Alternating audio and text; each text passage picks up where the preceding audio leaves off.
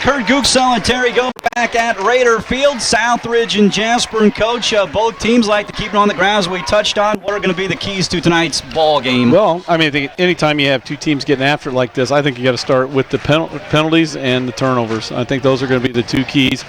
They need to just take care of the football. Both teams are going to come out super hyped early. Got to just settle down, play football. Kurt, several times over here I've seen Southridge, and I thought this might be a year they knock Jasper off. And I thought they got a little impatient or tried to get too much too soon.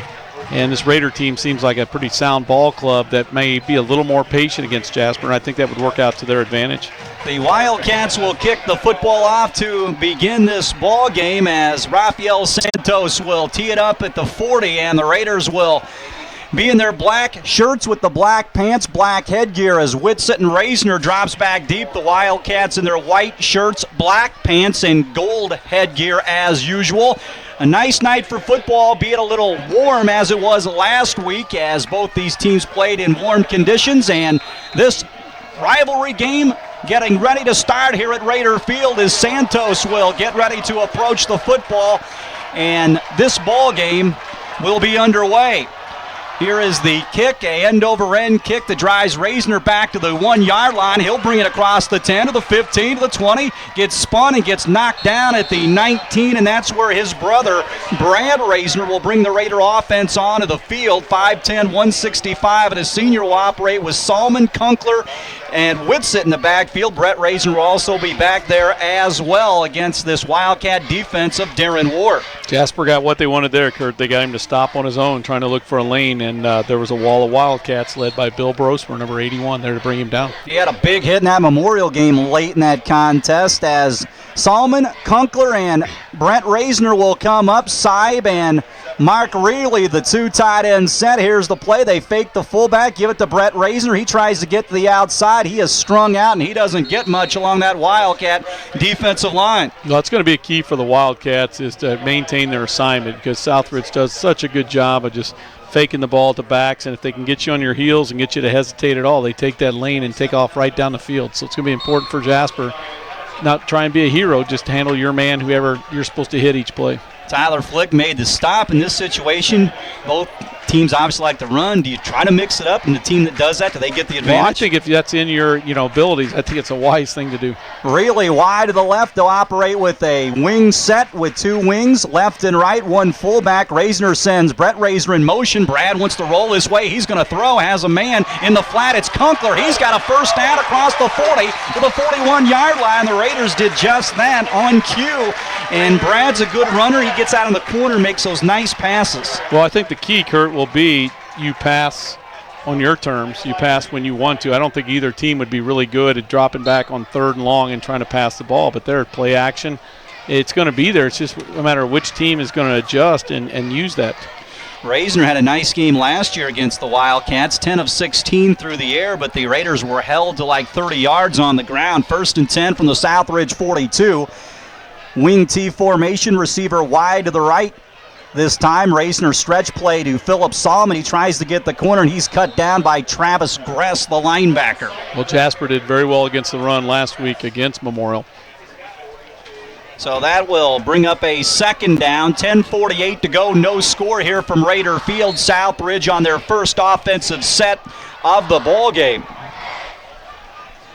Reisner gets the huddle from across the way. Ball on the right hash mark out at the 43. 2nd down and 9. Mark Reilly wide to the left side. Salmon and Reisner, the double slot formation with Kunkler, the fullback, in motion. Salmon to the near side. Reisner wants to throw again. He gets flushed up in the pocket. He's going to run. He gets it to the 48-yard line before he is cut down. The pocket got crunched from the outside. He went right up the middle. Well, it did, but Jasper had a good rush that time on Reisner, and they were able to force him out before he even set up. I think Jeremy Steinhardt was one of them that was in there quick, but he is dangerous in that part of the game as well, isn't he, Kurt? Yes, he is, and now 3rd down more manageable with a 3rd and long 3 here from the 49 of Southridge. Big offensive line for the Raiders. They come up to the line of scrimmage. They operate out of the full house tee this time. Reisner looks over the defense, goes straight ahead to Reisner. Ball on the ground. It's loose, and it's right on the 50. White shirts, black shirts converge, and we'll see who's got it. Well, that was a key play here, even if they have the ball, which I'm not sure Southridge has it, but they're not going to have a first down. And it comes down to execute on these big plays. It looked like the handoff wasn't clean to begin with, and it's going to be Raider football, Kurt, but it's going to be 4th down, and it looks like maybe 2 yards. Right at the midfield stripe, and that'll send Logan Begley onto the field, most probably to kick it away. I think, did Ross Conkler come up with it that time? I believe so.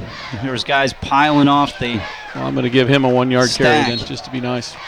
Logan Begley on to kick it away for the Raiders. Well, that's a big stop for the Wildcats because Southridge had an opportunity there to move across midfield.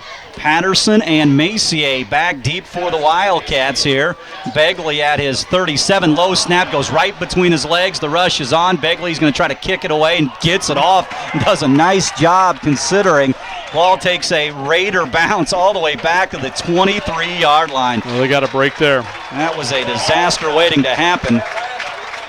And the Wildcats will bring JT Steftenagel out on the field. 5'10", 160, and a senior. Well, that was a good job. Kurt ends up with about a 28-yard punt under pressure. The snap was short, then went right through his legs. And Jasper had a chance maybe to even block it or get a tackle, but he made a good play, didn't panic, and got the kickoff or the punt. See how the Wildcats set up. Hope will be a tight end to the right side. Furman the tight end left. Werney and Gress the split backfield formation for JT Steftenagel here. JT under center, looks over the Raider defense, takes the ball, gives it straight ahead to Cameron Werney. He gets knocked down by Licklider.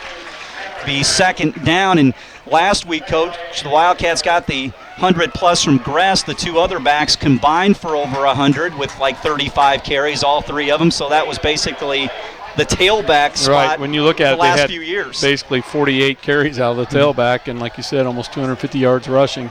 It just wasn't one particular guy. It was spread out among the 3 of them. 2nd down at 7. Drew Burgess and Messier check in. They're a Twins receiver set to the right side. Tight end Hof to the left side. They give it straight ahead this time. Not much there for Cameron Werney.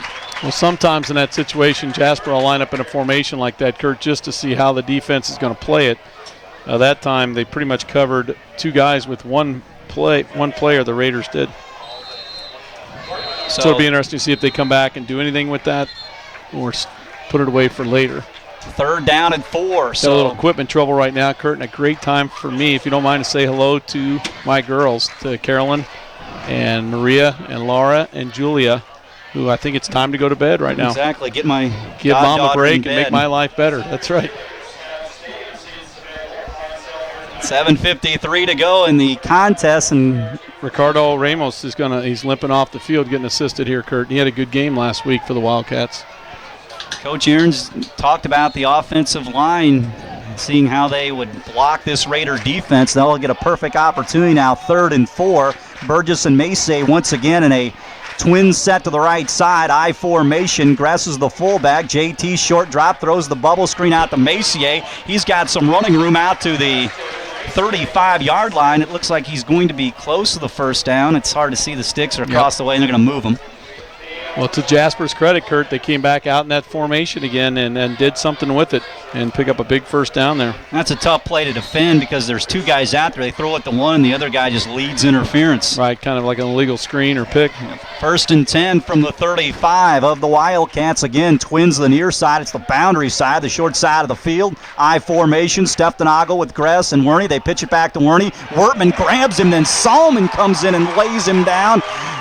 And also Ross Conkler, man, oh man, Chad Wertman made a nice play initially to stick his hand out there and get a Kurt, I think they know that play. I think they've seen it and practiced against it, but that's the difference when you have Messier and Werney back there versus Gress. Sometimes it's hard to bring Gress down on one hit. 2nd down and 12, 6:56 to go here in the first quarter. Ball back at the 33-yard line. Tony Aarons' crew comes up the line of scrimmage. They'll send Drew Burgess wide left, Cameron Werney wide to the near side. Messier, the eye behind Gress. JT wants to throw, screen play. Reed chasing, they throw the screen incomplete. Holzbog was out there to cover up the football. Jonathan Reed was chasing the quarterback, and Stephenagel had to get rid of it. Well, the Raiders played that perfectly. They read it, able to get right through. Jasper really needs to do a little better job of holding them up at the line of scrimmage. That's kind of a timing play, and I think, Kurt, as the season goes on, you get better at that play the more you ran it. So that'll bring up a 3rd and long, obviously a situation that the Wildcats and any team does not like to be in. Well, years ago, that would mean a fullback trap up the middle on 3rd and long. See how they play it here. Drew Burgess wide to the left, Messier wide right, Hope the tight end to the near side. Stephenagel over center, takes the football. Isolation play to Gress. He gets wrapped up behind the line of scrimmage, and he got knocked to the ground by Kyle Souders. Well, I was wrong. He got tackled for a 2 or 3 yard loss on that play, and that's not his best carry. When the trap play where you jab one way and cut back the other, he probably runs the power at its best right now. But Raiders played that perfectly, and a big stop on their part. Both teams able to get a first down in that first series and then held. Gress will punt it away from about the 15-yard line for the Wildcats. Back deep for Southridge is Brad Raisner and Phil Salmon. The snap is a good one. Gress puts a foot into it. He hits a skied punt that the Raiders back away from. It takes a huge Wildcat bounce inside the 15, inside the 25 down to the 21. Yeah, about a 46-yard punt with the bounce there and no return. That's the key when you're punting the ball away. You'd love to see it where the other team gets pinned back a little bit, doesn't have a chance to get a return. So no surprises here other than a couple passes thrown already, Kurt. Looks like Mr. Gress hardly leads the field, and that sometimes if you're running the ball at tailback and also playing linebacker could take its toll, but right. It's pretty tough. I think that's why they started him out at fullback, hoping that I've seen a few guys rest back there over the years. Raiders come up the line of scrimmage for a 1st and 10 from their own 22. Wing T formation, 2 tight ends set. In motion, Brett Raisner. Raisner play action. Brad, he gets the corner. He's going to tuck it. He's got good running room. He cuts it up the hash mark. He gets it all the way to the 38-yard line. Again, you got to account for that quarterback off those fake handoffs. Well, they look like the same play pretty much that they threw the ball on. I think that was an option, but it looked like he was going to tuck it all the way. But he did have his secondary receiver open as well out of the backfield again. But a big first down there. Little sideline warning for the Raider staff there, Kurt. They can't have more than 5 out on the field, I think is what they're saying. 1st down and 10 from the 38-yard line here. Once again, wing T, Salmon and Brett Raisner. Brett in motion to the right side. They sweep it that way to the right side. He gets caught up in traffic, tries to get to the outside, and they wrap him up from behind as Eric Kern grabs him and throws him to the Raider field turf. Well, Eric's a good story, Kurt. One of those guys that just hung in there each year. Didn't get much playing time. He's come out as a senior getting the start. And it's good to see kids like that wait for their turn and take advantage of it. They get 4 on the play. 2nd down and 6 on the carry by Brett Raisner. Football at the 42-yard line. 4:41 to go here in the first quarter. My goal, Kurt, was to be home by dark if possible, and I don't know if that's going to happen. They're running the football like that is the case. Full house T backfield. Raisner wants to run the option, but nobody was behind him. He gets wrapped up by Brett Jenkins, and that play looked busted from the beginning. Right. Now, this offense, so, the beauty of this offense is you really have to play assignment football. But when they play it, the defense plays it perfectly like that, then you're in trouble. But they have the Raiders have so many weapons every year that come at you. That it reminds me of the Memorial teams back in the 80s. Quentin Merkel used to coach that offense, and if you hesitate at all, they're going to bust right by you because you're not sure. When they carry those play fakes out, you're not sure who's going to carry it. You'll see that offense in A and double A a lot because you don't have the big linemen. You get the speed guys. We don't have to hold blocks for a while, and it's tough if you don't see it every week like a 3A or a 4A team does. Right. When you execute it well, it's a beautiful offense. 3rd and 7 for the Raiders. Raisner drops straight back, throws it down the middle for Schweitzer on a slant. It's incomplete, and that'll bring up a 4th down play. Well, it looked like Curdy had a seam on the defense, but the receiver stopped, and I think he thought he was going to keep on going. So lucky the Raiders are that ball didn't get picked off. So that'll bring up a 4th down situation again, and Logan Begley will be on for his 2nd punt as Patterson and Messier drop back at the 20-yard line once again. Begley will go back at his 29-yard line. The first snap went right between his legs. This is a good snap right back to him. He puts a foot into it, and perhaps his first punt was a little better than this one, although it takes a Raider roll, and it goes dead at the 21-yard line.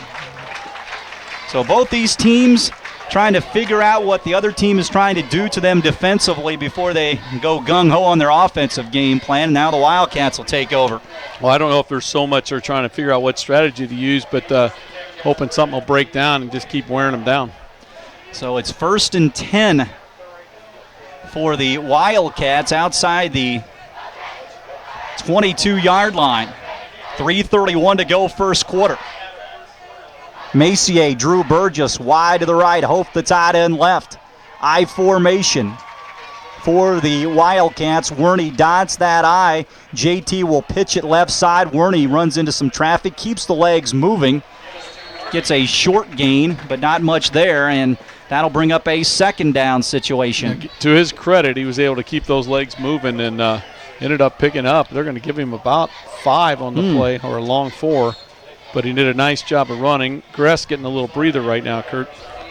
Fans starting to show up here. It's always a late arriving crowd here at Raider Field, and Wildcat fans across the way have shown up, and likewise here on the near side. Well, it's a beautiful setup and a great view from up here on the press box of this crowd from both sides. Second down and 5 from the far hash mark at the 28-yard line. Once again, the split back formation. They will give it to Werney. He squirts out over the 35. Yeah, he's going to pick up 3 or 4 yards there. I think he's going to be about a yard short. 33. Yeah, he's going to pick up another 4 yards, Kurt. Now, I would not have guessed that he'd have 5 carries already for 13 yards, and Gress only 1 carry. Gress has been getting a breather on this series, so it sets up a big 3rd and 1 here. 3rd and 1 with 2:21 to go here in the first quarter. You look for the Wildcats go deep, Kurt. Play action over the top. You would surprise a few folks. They go with the 2 tight end wishbone set here. Gress is back in. And they'll give it away to Werney. He spins forward. Gets 1 or 2 probably. Yeah, but just enough, it looks like. Just enough for the first down. Licklider in on the stop. Gress in there that way to help bulldoze the play. The Wildcats are going to pick up their second first down. 1st and 10 Wildcats with 2 minutes to go first quarter. Well, this turf looks nice, Kurt, from up here, and I guess you were down there or been down there many times. They've redone it. They just decided to do it right. You just got to start from scratch, and a couple years ago they planted that zoysia type of grass that really is a fast track, and it's really nice, and it's really hard to mess it up even when it rains. Split backfield once again. They give it to Gress on a little dive up the middle. He doesn't get very much, but he does get some body lean, and Ross Kunkler in to make the stop. Well, right now, the Raider front, Kurt, on defense, is more than holding their own, doing a good job against the Wildcats, and it's going to be a battle all night up front. They're veteran up front with Seger, Wertman up there, Jonathan Reed, Licklider, linebacking core of Whitsitt, Reese, Schweitzer, Salmon, Kunkler. I've heard these names for a few years. Yeah, they've been together for a while. 2nd down and 9. I formation for the Wildcats once again. Twins to the right side in the receiving core. Stephanagel play action. He rolls the near side, throws it out of here, has Drew Burgess for a first down at the 49-yard line. Again, a good fake by Stephanagel, and he put it right on the money to Drew Burgess. And anytime you run the ball as much as these two teams do and you use play action, you'll have some guys open. Yeah, that play action is going to be there, Kurt, for both ball clubs.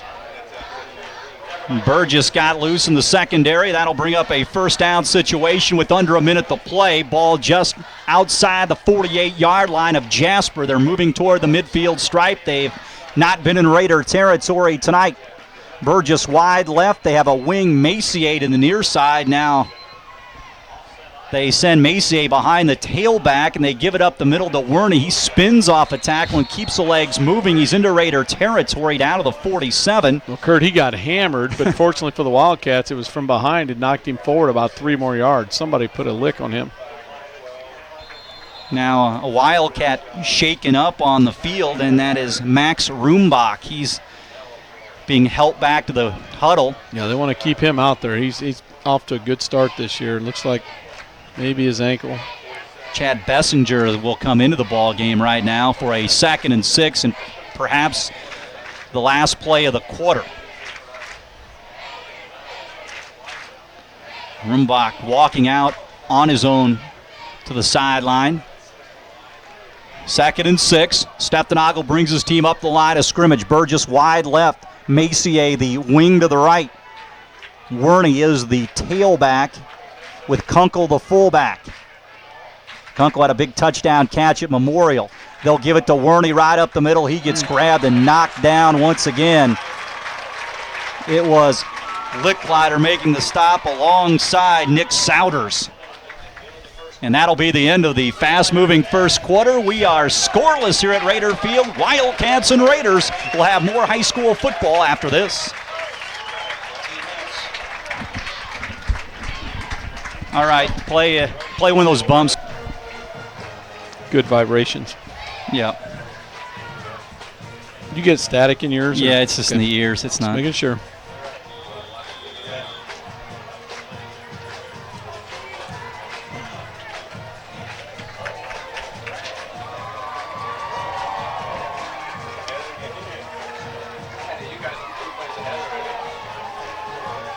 One quarter in the books here at Raider Field.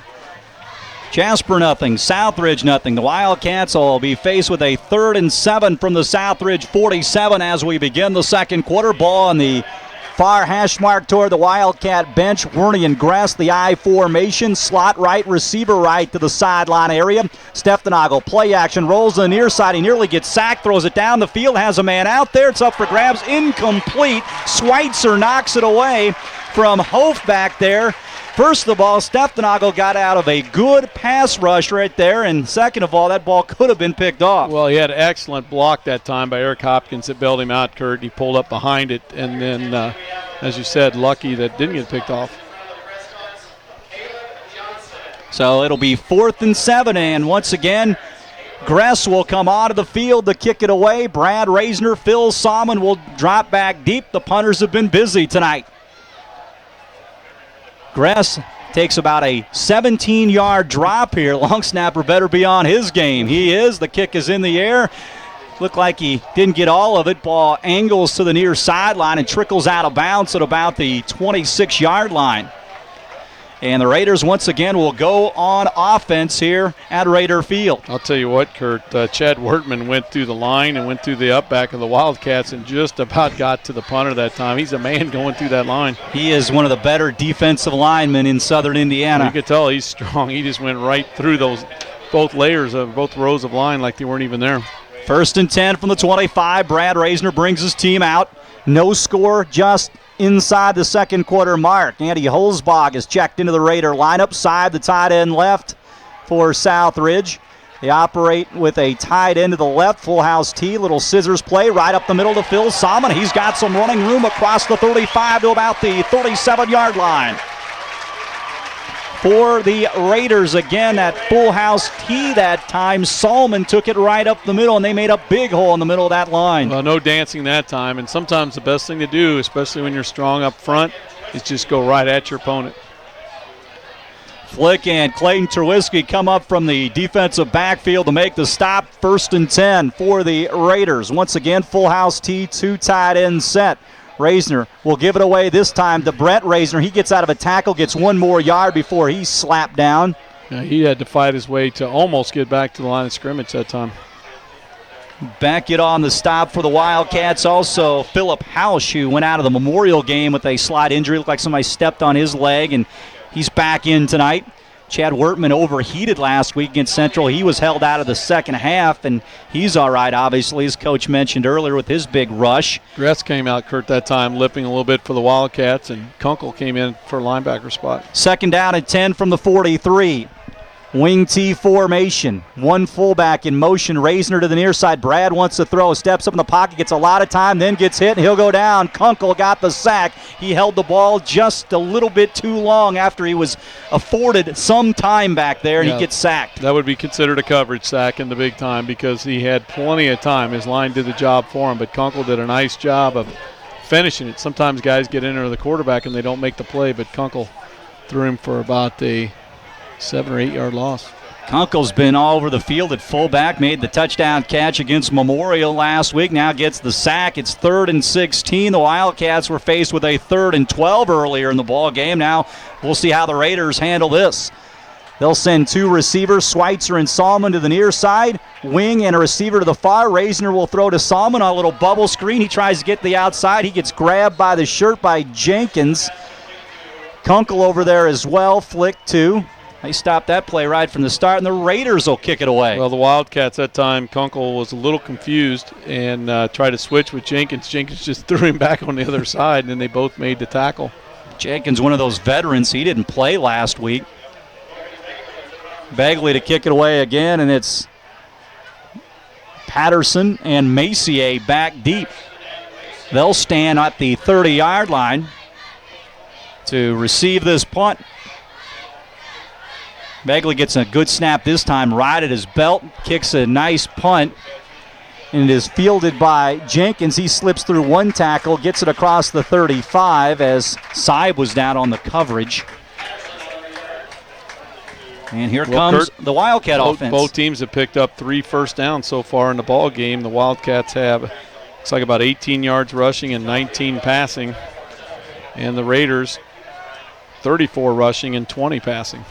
Next week, Scott Salmon and I will be at Tecumseh for the Raiders in Tecumseh. You and Brent will be back at Alumni Stadium for a Wildcat home game against Boonville. It'll be good to be home. As the Cats have played 2 straight road games, the Raiders play only 4 home games this season, and this is the second one of those, so only 2 more after tonight's game. Not exactly liking that. I formation, double tight end set. They'll give it away right up the middle, and that is Jenkins as he squirts forward, gets some work at fullback. It looked like he wasn't ready to take that handoff right away, but he had the legs churning, though. They said his knee hit. He would have had about a 5 or 6 yard gain. Instead, they're going to give him 3. TJ Reese got in to trip him up. 8:41 to go, second quarter. 2nd down and 8 from the 40-yard line. Jasper on the move with the football. No score here at Raider Field. Drew Burgess, a wing to the right side. I formation once again. Here's the snap. They'll give it right up the middle to Cameron Werney. He gets out of the midfield stripe for a first down. He provides that change of pace. Grass more of a pounding running back, and now Werney getting a bulk of the carries at tailback. Well, he darts, Kurt. He gets up there quick, and he moves those legs, and he can get through that hole much quicker, and he's a little harder to pick up, too. Heritage Hills in action tonight. They are at home with Tell City in the Pocket Athletic Conference. Patriots off to a 1-0 start. Lincoln is at Boonville. Saw some of the Boonville scouts here looking at Jasper tonight. Right below us, wing to the right, I formation. Werney dots that I. 2 tight end set as well. Ball on the right hash mark. They'll give it right up the middle to Jenkins. He moves the pile down to the 47-yard line of Southridge with 7:48 to go here in the half. Kunkel in on the stop. Jenkins picks up about 3 yards again on the play. Jenkins again didn't play last week, and he's into the fray offensively already here tonight. They can use a lot of backs. That's one thing. They have different guys that they can bring into the mix, and Jenkins a little bit of surprise there. But I mentioned Gress was out of the game earlier, limping off the field, and has not been back in. Raiders without Wes Kaminsky. He got hurt last week. The 6'5 linebacker tight end. I formation for the Wildcats on this 2nd down play. They'll give it right ahead to Werney. He doesn't get much right there. Raider defense came in to stone him. Well, that time they did win the battle up front. Wildcats not able to move them at all that time. Jonathan Reed, Wertman, and Kunkler there. Jeff Thomas had mono. He's cleared to practice. He'll be able to play next week. Well, I'm sure part of the Raider strategy is not to give up the big play to the Wildcats. That's why they've kind of played them soft and let them throw underneath. But they've been able to keep, I think, Jasper's biggest gain, other than that one running play, I think 8 yards, I think is the biggest, and 6 after that. 3rd and 7 from the 48 for the Wildcats.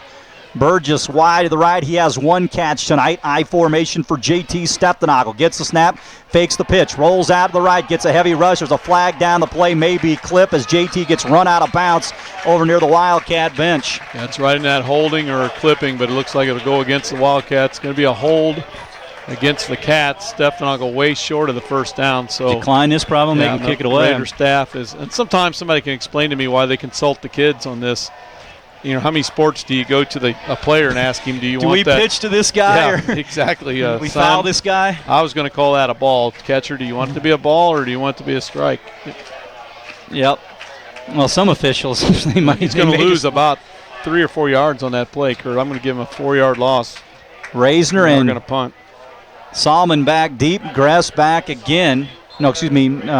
A new punter in the game. I got to check the number. Yeah, that shows you that Gress, there's something wrong with him. He's sideways there. I can't get a number. Snap is low. It goes through his legs, and he tries to kick it away after he picks it up. A line drive kick, and the Raiders just get away from Chad it. Bessinger, Kurt, lucky he could even get a hand on it. The snap was not good in his defense. Ball never got there, and he did a good job just getting it away. Ball goes down to about the 36-yard line. Yeah, Chad had his shoulders to us and couldn't see his number, as Gress was not in the game, obviously, as we talked about earlier. So now the Raiders take over with 6:13 to go. Well, Kurt, 6 punts already here in the ball game. The punting team and punt receive teams are going to be the most tired players at halftime, I think. Yep, they say special teams is the third phase of the game, and that's definitely the case here tonight. Well, that's why they call them special, Kurt, because they make the difference sometimes in ball games. Or they're not so special teams.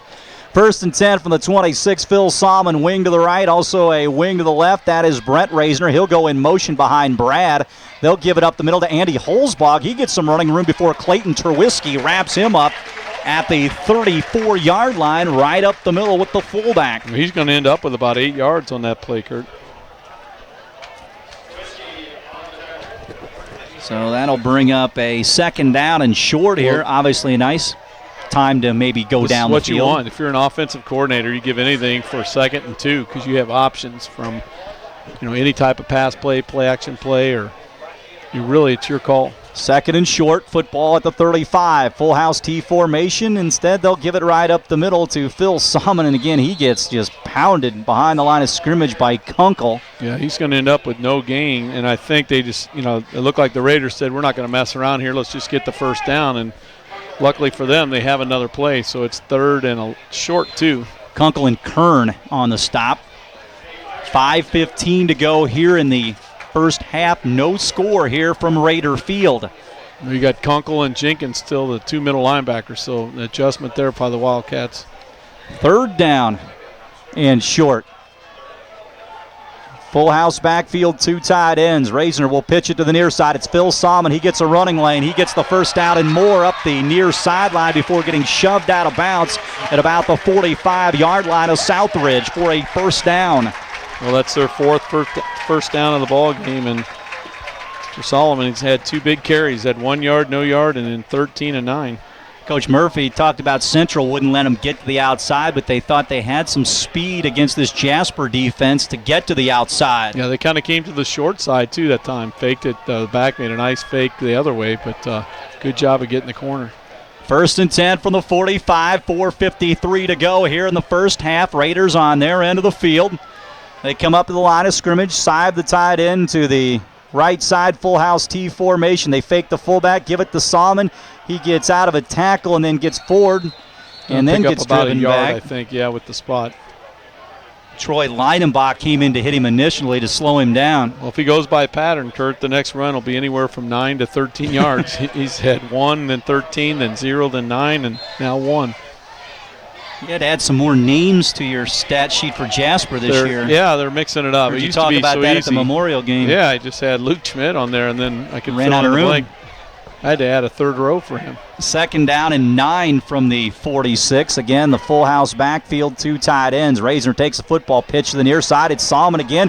Gets a nice wall to the outside. Stays on his feet and gets the 1st down all the way down to the Wildcat 42. They kind of seal that play where the black shirts lead out there, and it's tough for those white shirts to get in there. Well, Kurt, I don't want to brag or anything, but that's exactly what happened there. Is he did a good job.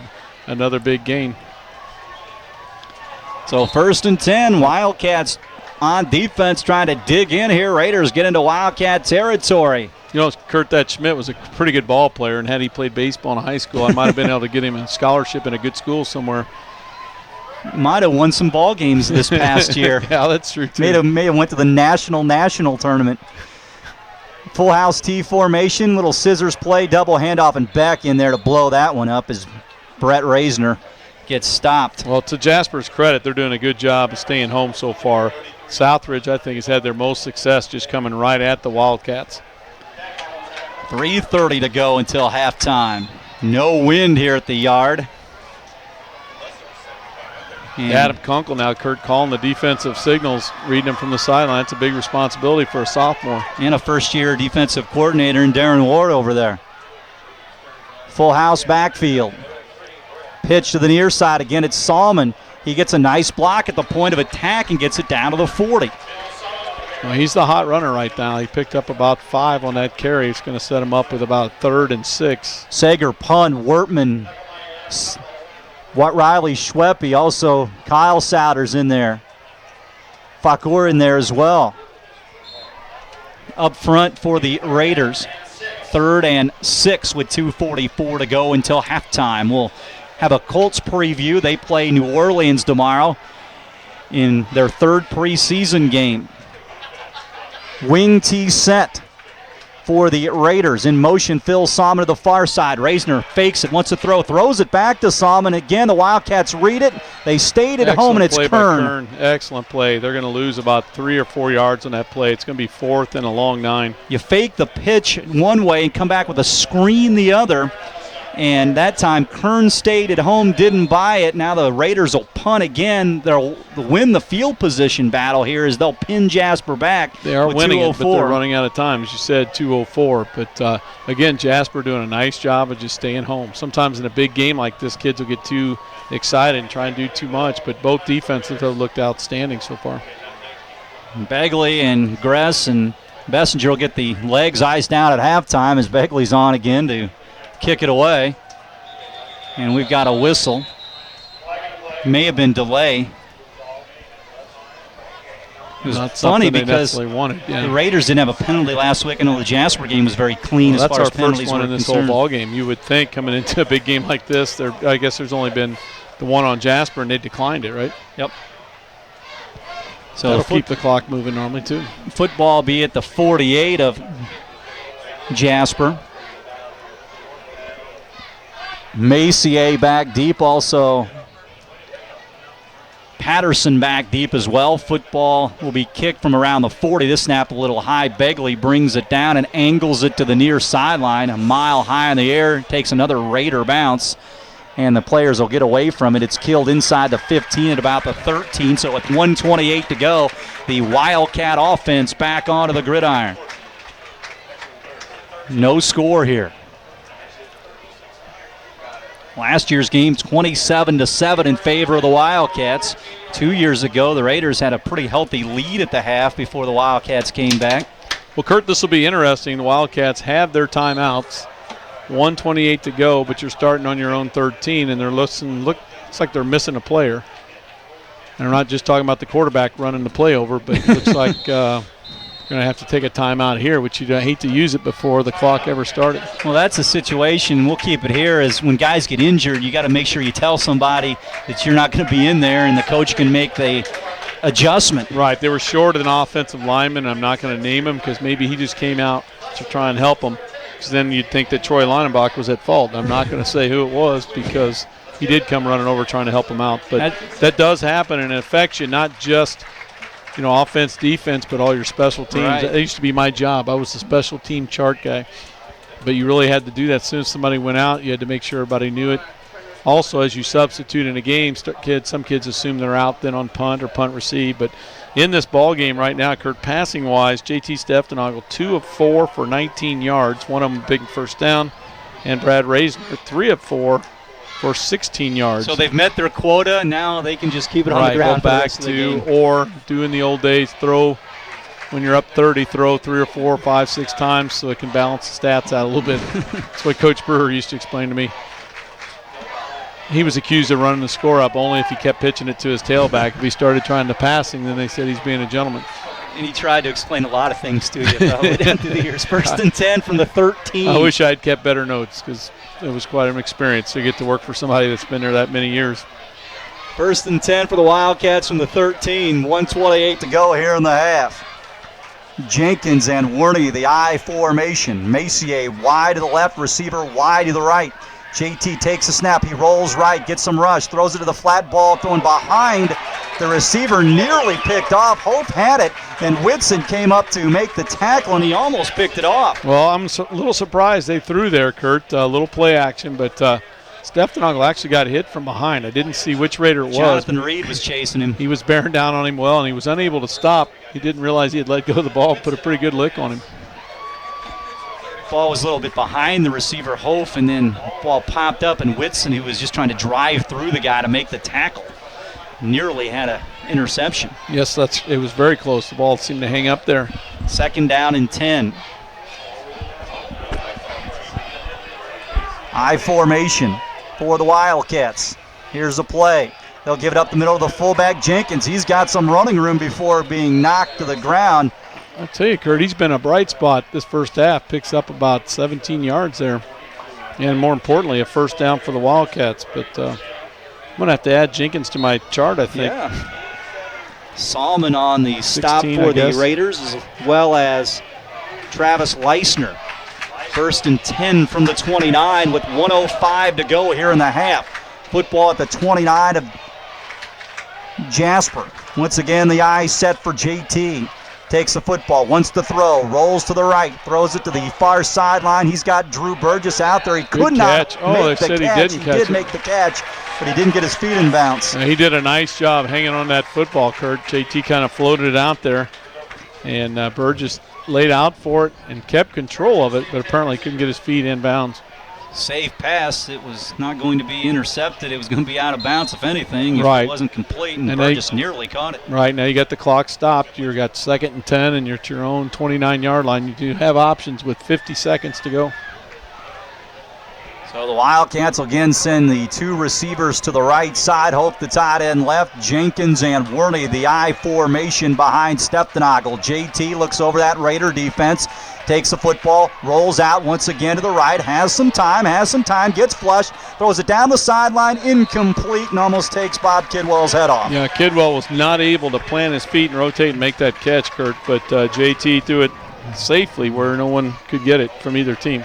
So it's 3rd down and 10. He did have a curl man, appeared to be open over the middle, but he was locked in that time on Burgess.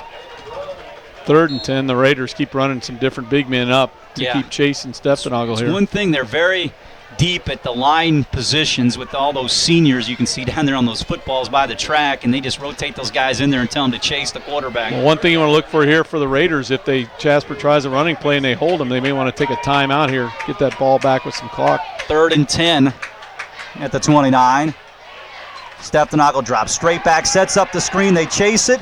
They throw it out to Messier. He's got some running room. He gets the first down, cuts it up the middle. Now back toward the middle of the field and gets it to the 45 for the first down. Again, you put that much pressure on the quarterback, sometimes you are apt to get burned by a screen, and that's what happened. Good call there.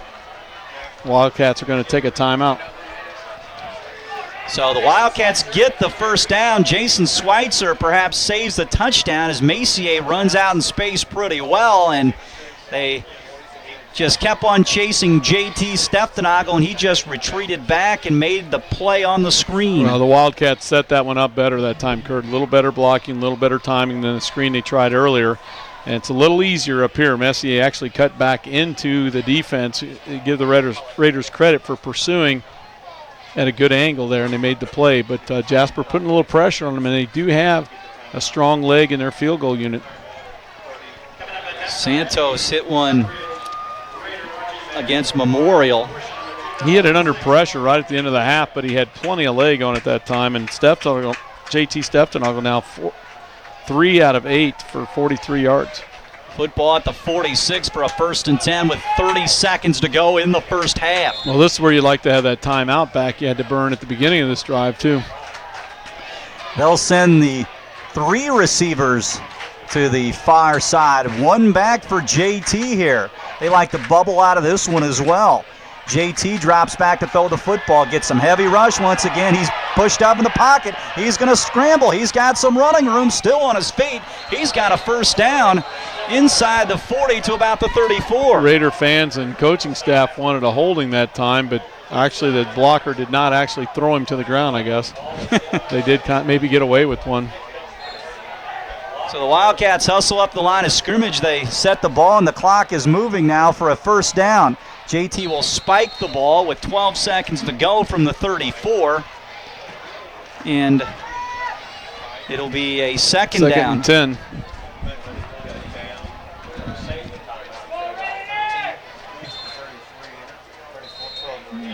Stefanago picking up just 12 yards on that carry, Kurt. Southridge calls a timeout, and the Wildcats get up there and spike the ball. Not just them, but why would a team do that? Just to right.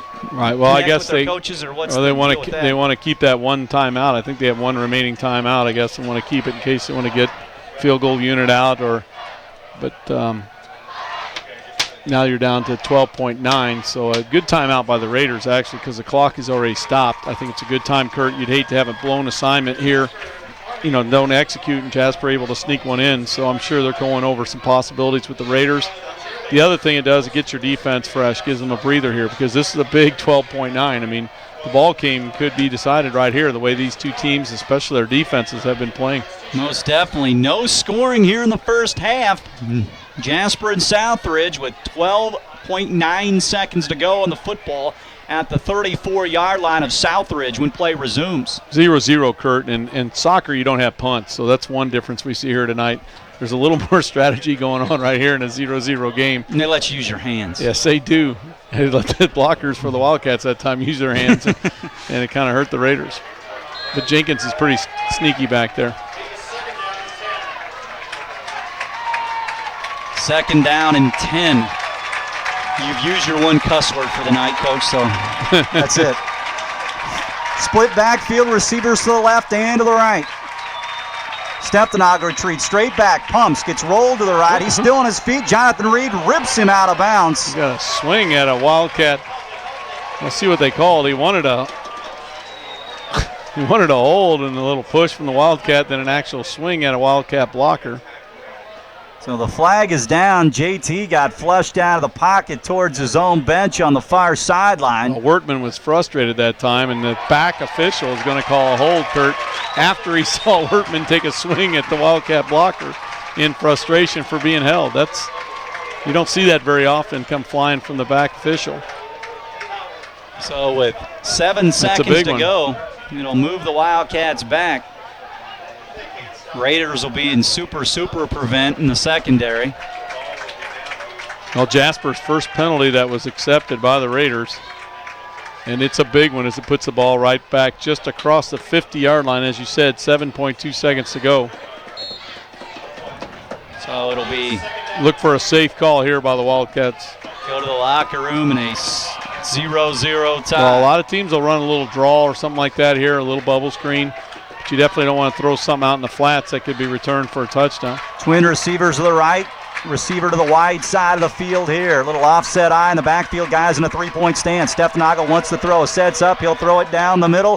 He's got a man, Drew Burgess. It went off his hands with 1.3 seconds to go, and the Wildcats will get another play. Well, JT made a nice play, and it was a good route by Drew, but he was just unable to bring it in, and that pass that time, Kurt, appeared to be right on the money in a dangerous area there over the middle like that. And Drew, I think, was anticipating getting hit.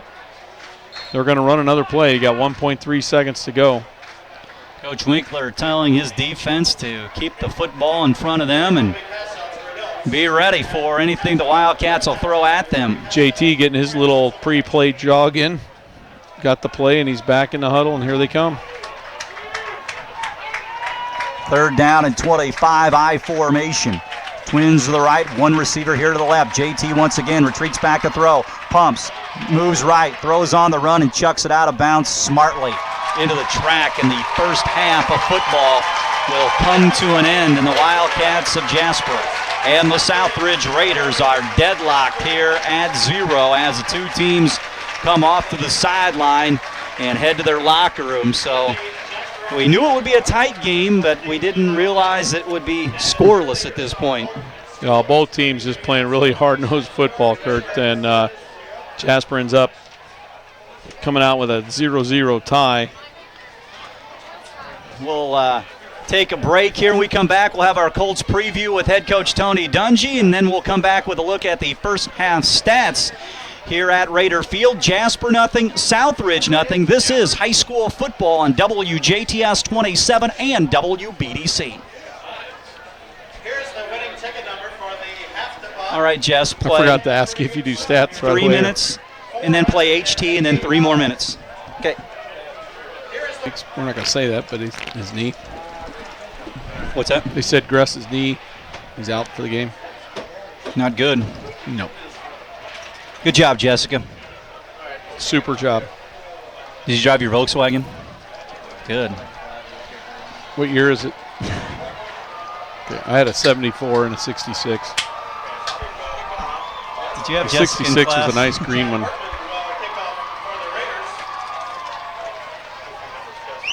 Start it, Judd.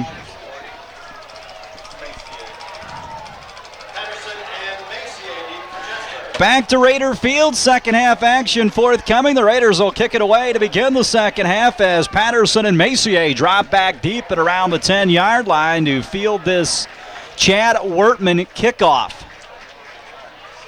Raiders and Wildcats had a scoreless tie here. Well, one of the keys, Kurt, the Wildcats don't have Gress. He's not available for the second half. And Kunkel and some other guys picked it up pretty well. Jenkins did an excellent job offensively, and it's just going to be a tough test for the Wildcats. He's going to finish with 2 carries for 0 yards. And he also plays on the defensive side of the football, it's their punter, which is key. Yes. It's been a game of field position. Give Chad Bessinger credit for coming in, and he's been working on that part of his game, but you never know when you're going to need it.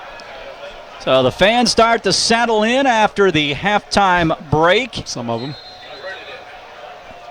And Wertman will break his huddle and come up toward the football as it stands on the tee at the 40-yard line. Kick coverage team spreads out across the 35. He gets the indication from the official and the approach to the football. And here is a short kick fielded by one of the up men at the 20. It's Wagner, and he gets hit and brought down at about the 27. This is some of the best field position I think the Wildcats have had, Kurt. Southridge did a good job in that first half winning the battle of field position. So JT Steptonagle once again will bring his team out. JT, the senior quarterback for the Wildcats. Jenkins comes out of the ball game. So we'll see how they line up in the backfield. They'll go with Messier at a receiving spot to the right side. Werney is the tailback. Kunkel the fullback. In motion, Messier to the near side across to the wide side of the field. JT throws the bubble right to Messier. He catches it. Phil Salmon breaks down and stops him. And Salmon did that and missed a slip of the feet there. And that almost turned into a long run by Messier because Salmon slipped down. Well, good open field tackle that time. The Cats going to pick up 2 yards, setting up a 2nd down and 8. They brought Messier in motion, then threw the screen off that motion. 2nd down and 8, football at the 29-yard line.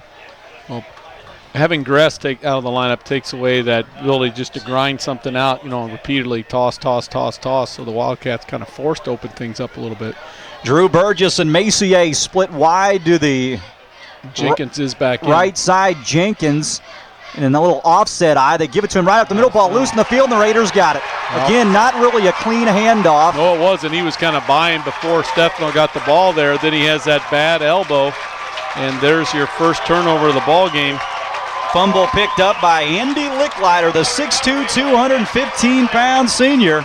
And the Raiders have the football in their best field position of the ball game. Well, this is obviously a key series here for the Raiders. They're super pumped. The crowd's pumped up. And Jenkins was almost by Steptonagle when the ball kind of hit that bad arm. It looked like Kurt, and they got a nice hit on him, just pulled his arm off the ball before he could wrap it up. So big test now for the Wildcat defense. Football at the 30-yard line of Jasper. Raiders in a full house tee.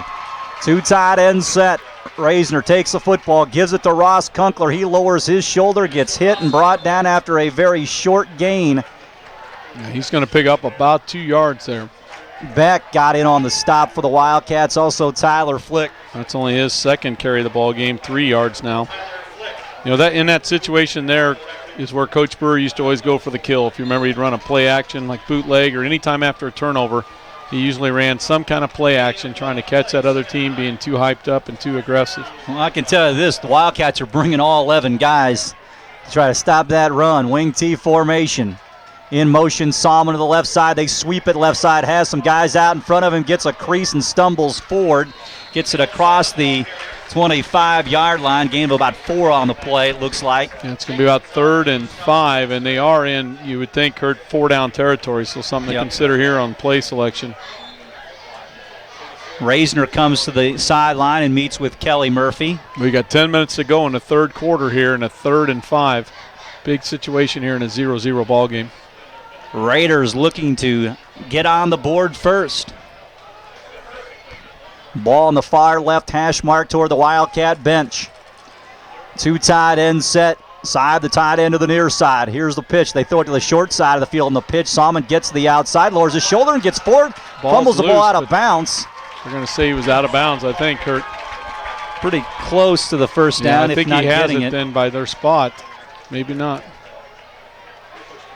Right now they got the ball passed. Yep, first down. 1st and 10. They lucky break there for, it's on the far side. It's hard for us to see, but the ball definitely squirted out of there. But I think they're going to say he was out of bounds before the ball got loose. They pitch to the short side of the field. Solomon got the corner. He's hit the corner a couple of times tonight. It's 1st and 10 from the 19. The first down of the second half goes to the Raiders. Wing T formation. Kunkel the fullback. Receiver off to the left side. Now they bring Brett Reisner in motion. They give it up the middle to Ross Kunkel. He pounds down inside the 15 to about the 14. All that action, and you give it up the middle, and it's tough to see. Right now, I was going to say you're doing a great job on that call because they're doing a good job of carrying out their fakes. Kunkel now 3 carries for 10 yards, but that's a big 7 right there. Got the Wildcats on their heels a little bit. When you defend that, do you tell a guy on the defense to look for a certain guy, kind of like a basketball situation, I or do think you you feel just it like play? an option? Everybody has a responsibility, and you plug that guy every time, whether he has the ball or not. When you start guessing and waiting, trying to read who has the football, that's where they get those big gains. 2nd and 3. They mark it at the 12. Again, full house backfield. This time it's Holzbach. He goes up the middle and squirts forward. He looked to punch it outside, then cut it back over the center for a gain. Holzbach gets the carry. He's going to get a first down as well. 8:50 to go, so they're trying to capitalize off the fumble recovery. And Central worked in a short field 3 different times last week after Raider fumbles. Now the Raiders trying to take advantage of a Wildcat fumble. Well, second first down of this drive, and now, Kurt, I believe they're in a, first and goal situation. Ball inside the 8-yard line with the full house backfield. Reisner, quick pitch. They'll go to Brett Reisner. He goes the outside, tries to cut it back. He fumbled it and picked it up there, Kurt. That's I saw right. the ball on the ground, but he's so quick, and I think he's going to lose a yard. But interesting call there with that kind of quick pitch, trying to get the corner. Tyler Barnett's going to check into the game. He missed last week's game with an injury. As a coaching point, the ball on the far hash mark, what do teams do to try to, when they run to the short side of the field? It would seem like, to the common football observer that you try to get the quick guys to the outside. Is this the way you block that on the short side of the field? I think some defenses shift over toward the wide side or put an extra back there, but Lee Corso will have to explain it to me sometime after watching that for a few years. 2nd down and 9. That guy used to coach. And he makes a lot of money now. Reisner will roll to the right side. Tries to pass. Now he's going to tuck. He gets the corner at the 10, the 5. He's in. Touchdown, Raiders. Brad Reisner on a scramble scores from the 9. Well, that, Kurt, was just pure athletic ability there. He tucked that ball in his arm. He got a couple good blocks. I couldn't see who it was from, but read the seam perfectly, knew where the cone was, and he made an outstanding play on that. Just a good athlete there making a good play. And the Raiders take advantage of the Wildcat turnover, just like we talked about at halftime. Got the break, but the difference is, Kurt, they took advantage of it and punch it in. Brad looked like he wanted to throw, but then... Well, I was interested. It seemed like an interesting call because they've been running the ball with success, but he took it around the corner. Now, this extra point is a very big play. Wortman will be out of the hold of Jacob Colley. Wortman will kick it from the 10. Here's the pass. It's down by Colley. The kick is a high kick. It is up and it is good. It's 7-0 Raiders. Colley with an excellent hold there, Kurt. The snap was high, and he went up, got it, and got it down in a hurry. Did not throw off Workman's rhythm at all. And the Raiders just do a fantastic job of capitalizing on the turnover by the Wildcats. So they punch it in. They took it over at the 30-yard line, and a few plays later, they take a 7-0 lead here at Raider Field. Well, sometimes these big games, that's all you need is a break, and now it's going to be interesting to see how the Wildcats respond. Last week, Kirk, at Evansville, same type of situation, got down late in the ball game, and they took it down, one of their patented 80-plus yard drives and put it in the end zone. So a good test for the Wildcats and Raiders coming up. So Workman will kick it off, and the Wildcats will have the football here in the second half. Well, Razor now with 5 carries for 23 yards, but the biggest one, the 9-yard touchdown run. And I wouldn't be surprised to see him get a few more carries, even by design. Obviously a very athletic young man. He also suffered a injury to his ankle last Thursday, but able to play in the ball game, and he played all of last week and then playing here tonight, and used some good scrambling right there as Chase Patterson and Macier drop back at the 25 for Workman's kick. Kicked off to start the second half. Here's the approach. This kick is right down the middle, fielded by Patterson. He put his knee on the ground back at the 10. The far official did. That's a mental mistake there for the Wildcats, because they're going to lose at least 20 yards on that when they can least afford to do that. So big break for the Raiders. So the Cats will take over deep in their own territory here. The side official, I'm sorry, Kurt, made that call. The back official did not, but I think the guy had the angle and saw the knee down. I knew it was close from up here. High school and college football, you put that knee down, you're done. 1st and 10 from the 10, 7:36 to go in the third quarter. 2 receivers to the right side. Werney is the tailback. He takes the snap, pitch to the near side, or excuse me, it's Macier, the tailback, my mistake, and he gets it out to the 15. All right, good yardage that time, picks up about 5 yards on the play. Ross Kunkler got in there to spill him, and he's kind of limping off the field a bit. And Steve Winkler will go to his bench right here and bring Leisner in that linebacker spot, and that's not good news if that's for any extended period of time. Right, for Messier, Kurt, his ability is just quick cuts, kind of water bug type runner. It's easy to lose him in that backfield. So Drew Burgess and Macier is the tailback. Werney's out wide right this time. Here's the play, isolation play to Macier. He bounces off, then goes right up the middle. Jason Schweitzer grabs him, among others. Licklider there, gets up off the pile. So does Seger. Sets up a 3rd down and 3. And also for Southridge, Nick Souders. 3rd and 3. Well, this is a big play, Kurt, for the Wildcat standpoint, because you want to cut the momentum of Southridge. You want to restore some confidence in your team. Sometimes you'd see a veteran Wildcat team here maybe try and draw them off sides and get the 5 yards and get the first down by penalty. Burgess, Werney wide right. Hope the tight end left. Macier the tailback. Here's the play. JT rolls to the right. He's rolled right. Reed chases him, throws it in the flat, incomplete. You do have a flag down back in the area of holding.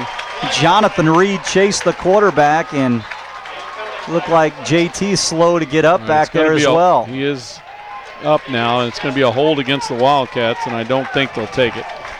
JT has rolled right exclusively in this ball game. All right, and that time the Raiders had it covered. It wouldn't matter. He couldn't find an open receiver. Excellent defense. So Brad Reisner goes back to field the punt at the 45. Nevertheless, the Wildcats are going to give the Raiders a football in pretty good field position. Phil Salmon drops back as well. With Gress out, it'll probably be Bessinger again to kick it away. You got to keep in mind, I was going to say, Gress, the regular punter, is not in the ball game. And, of course, you need a good snap here. Bessinger drops back at about the 5-yard line. Reisner and Salmon once again, the twin safeties on punt return. The snap is a good one up near the helmet. Bessinger drops the ball, puts a foot into it. Raiders will get away from it, and it will go out of bounds at about the 47. So Southridge once again takes over after the punt. Well, Jasper's defense is going to have to answer the call here, Kurt. big series with just under 6 minutes to go in the third quarter. 7-0 Wildcats trail Southridge here. Well, this game's been all about field position, hasn't it? I mean, from the very beginning, Southridge slowly creeping that into the field, and then once they got the turnover, the ball has stayed on this half of the field here in the third quarter. Ball at the 43-yard line. Wing T set Barnett in there at the wing left side. Solomon in motion to the far side. They give it up the middle to Holzbach, and he pounds down to the 35. Good gain on first down. Coach Murphy was very happy at their 5.7 yards per carry average last week. Well, they're picking it up here in the second half, doing a better job of kind of wearing the Wildcats down, it appears, just getting off the football. And when you got, that momentum, you got that excitement on your side, Kurt, sometimes that's the only difference they need. Just like we were talking at halftime a little bit about baseball. One guy hits, next guy hits, and you get some success. Everybody wants to bat. Got officials timeout. See what that was all about. You really don't. There's nobody. They always say that if you're going to get into officiating, football is probably the best one. You're out there in the field all by yourself. Yeah. Not everybody's a football expert in the stands. Most people don't know all about football like they do unless they live in Ferdinand. Now they're held responsible up there. DuBois will be the football capital now. 2nd down and 2. They give it right up the middle. This is Philip Solomon, and he carries the football all the way down to the Jasper 20.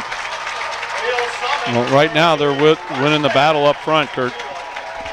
They had an inkling that they could do that against the Wildcat defensive line. Here in the second half, it's rotate guys in and out. I mean, every play they're rotating linemen in and out. Right, they're not afraid to shuffle guys in and out of there. Mark Reilly wide to the left, Barnett wing left, Solomon wing right, Holzbach is the fullback. In motion Barnett, they give it up the middle to Andy Holzbach. He picks and chooses a hole before Bill Brosmer knocks him down at the 11-yard line. Well, they're going to have to hope for a turnover or something because right now they're just driving the Wildcats back, picking up 7-8 yards a carry. They get 8 that time. Josh Beck on the stop, and Darren Ward wants to talk it over. We've got a timeout on the field, 7-0. The Southridge Raiders in the lead here in the third quarter. We're going to take a timeout. We'll come back with more after this. 1 minute.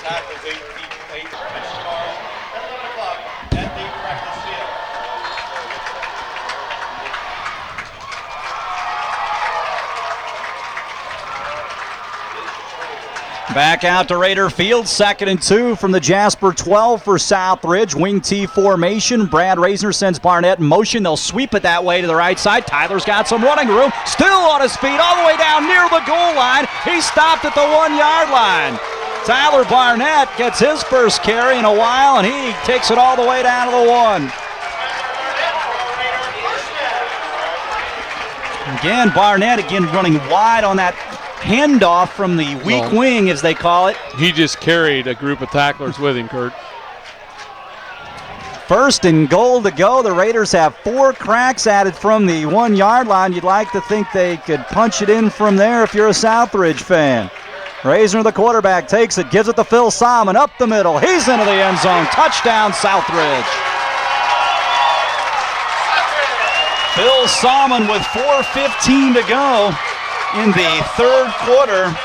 Raiders do have a man down, Kurt, right behind where the ball was snapped. I really couldn't get a look yet on the number, but they just mowed their way right into the end zone that time. And they're stretching the leg out like one of those cramp situations. Yeah, that's what I was hoping it only was, because he was moving around quite a bit, seemed to be in pain. But Southridge just wins the battle line scrimmage that whole series, and so far here in the third quarter. Well, Jasper had to punt it away after the penalty, and the Raiders took over at the 47 of the Wildcats, and again another short field scenario. Right. That's been the story of this ball game, is the field position, and that's the difference in a tight ball game like this. So the Raiders will kick the extra point when they deal with the player down near the goal line. Again, it's a cramped situation. Kelly Murphy's going to hustle onto the field and try to take care of this with the officiating crew. He's just also checking out the field, how nice it looks. The line's going across the field and all. It looks pretty sharp out there. He ought to know that it's a pretty good painting line. He's a hard worker, and he does a good their job. Their whole staff, I know. I've always heard good things about their football program, but everything I hear about him is good person, hard worker, and he's got his kids ready to play right now. So it was looks like 70. Brad Sager, one of their big offensive they want linemen. him back. He refuses to get help, or you don't have anyone large enough to help him right now. He does not want any help, Kurt, coming off, but I think he should accept it. These cramps are always trouble at the beginning of the year. Wortman to kick, Colley to hold. He made a nice hold to Jake the last time they kicked the extra point. Here's the pass. It's down. The kick by Wortman is in the air, and the kick is up, and it is good. Raiders 2 for 2 on extra point kicks tonight. Right, those could turn out to be big, too, because, you can never count the Wildcats out in this ball game, at least not at this point, but extra points are huge in football. Well, we always talk about with Southridge and perhaps with Jasper, you guys talk about, I'd rather run the football if people can't stop it. But you do get in a point in games, you're down 14. It's not exactly the best offense to have, right, like Southridge's or Jasper's, if right, you have to come back. That is a downfall to that to kind of offense. To compare it to baseball, you may like to go with the big hitters. You may like to drive the ball to gaps, but you also need to know how to play small ball when you kind of, and you got a good pitcher throwing it down your throat. Same thing in football. You have to have it. You have to practice, and they have, because there's going to be times that you need it. Now, you still got, with 4.5 minutes right to go, 4:15 to go in the third quarter, you have time. Play your game. But right now, you have no momentum off the line of scrimmage. You've got your stud out on the sideline, and so they're going to have to go to plan B here soon. Messier and also Patterson back deep for the Wildcats. Wortman has been busy here in the half. This is his third kickoff here. Kick is in the air, and it is fielded by Patterson. He's going to take it right up the gut. He gets hammered right up the middle, and it's a handy lick ladder. Well, there's a nice stick there, Kurt. Did what you're supposed to do. Got a good hit on him. Took him down to the turf. And looked like Bill Brosmer's yeah, Bill had one week. last week like it, and it's his turn tonight. That's the kind of stuff that keeps you fired up. 1st and 10, Wildcats. Okay, big test for the Wildcats here. As you said, 4 minutes to go in the third quarter. They really need to get those chains moving a little bit, Kurt, and just slow down this Raider momentum. Of course, if you're a Raider fan, they don't need to do that. Twin receivers wide to the right side. I formation for Steptanagle. He looks over the defense. JT. Long count, the line of scrimmage, takes the football. They pitch it to Messier. He goes up the middle, gets some decent yardage across the 30 to the 31-yard line. Well, I still feel even if they haven't done it already at this point, as Messier picks up about 4, you can really pin your ears back now and go after the Jasper tailback. I mean, they're either going to run some kind of play action or rollout, or they're going to give the ball to their tailback. And when you have a 14-point lead like this, you can really step it up even more defensively. 2nd down and 7 from the 31. Sang and Werney go wide right to the wide side of the field. I formation, Kunkel and Messier. Steptanagle, short drop, 3-step drop, throws it down the middle to Werney on a slant. He gets it across the 40 to the 41 for a first down. Good 2-step, 3-step drop by JT, and he ripped it right in there. Right, excellent timing play, excellent job of running to the seam, and the pass was right on the money, and that's what the Wildcats are going to have to do. And they finally get that first down here of the second half with 3:18 to go in the third quarter. Wildcats right up the line of scrimmage. Again, the twin receivers to the right side. I set behind Steptanagle. JT gets the football, pitches it to Messier. He gets some good running room, bounces the outside. He's across the midfield stripe. He's down the near sideline, and he stutter steps and gets knocked down at the 25. Another long run by Messier. Well, an excellent play there, and he's going to learn to get rid of that stutter step. That started in the middle, and he bounced it to the outside. Wildcats winning the battle up front this possession. Well, again, Messier can hide, Kurt, behind that offensive line there, and he's actually really tight, close for their power out of that eye, so he gets to the hole a little quicker too. And I think the Raider defense has done a good job of stringing out that power, but he's hitting that hole quicker than the Wildcats backs did in the first half. Patterson and Sang go wide right, Kunkel and Messier, and a bunched up eye behind Steptanagle. Tied into the left, that's Hof. Stephenagel takes the football, gives it up the middle to Kunkel on a little change of pace, and Adam. Well, you got to do that a little bit, Kurt. You got to slow that defense down. Kunkel backs his way in for about 4 yards. Also, the Wildcats, when they go with that twin formation, there's only one Raider actually out there, probably visible on the screen. Yeah, he gets spread out with those two backs as Riley Schweppe came in to cut down Kunkel. Second down and about 7 from the 20-yard line of Southridge. The Wildcats trying to answer that Raiders score with a score of their own. It's 14-0 Southridge. Again, twin receivers. Now they slide a defensive back over there and one over the top. Stephenagel takes the football, slants it. Ball dropped on a slant, incomplete to Sang. Yeah, that ball's right there. You got to make that play, and it was an excellent call by the Wildcats of what we just talked about. And JT put that on the money. And they had enough for the first down. Now you're in a little bit of a bind. You got 3rd and 7, but you're still in 4-down territory. JT's pretty good on that 3-step drop, Kurt. That seems to be his best play. Yeah, he gets rid of it in a hurry. Got a pretty strong arm. 3rd down and 7 from the 20 with 2:18 to play in the third. Southridge leads 14-0. Twin receivers to the right, I formation behind Stephenagel. Messier dots that I. JT takes the football, will roll to the right side. JT gets a rush from Wortman, throws it up for grabs, and it is caught down there. Sang made a great catch there, Kurt. Looked like that ball was going out of bounds, and Sang caught it down near the 10. Yeah, he dropped the easier one earlier and made a beautiful catch right there, and great job of coming back, Kurt, after not hauling one in. Big first down and about a 10-yard gain.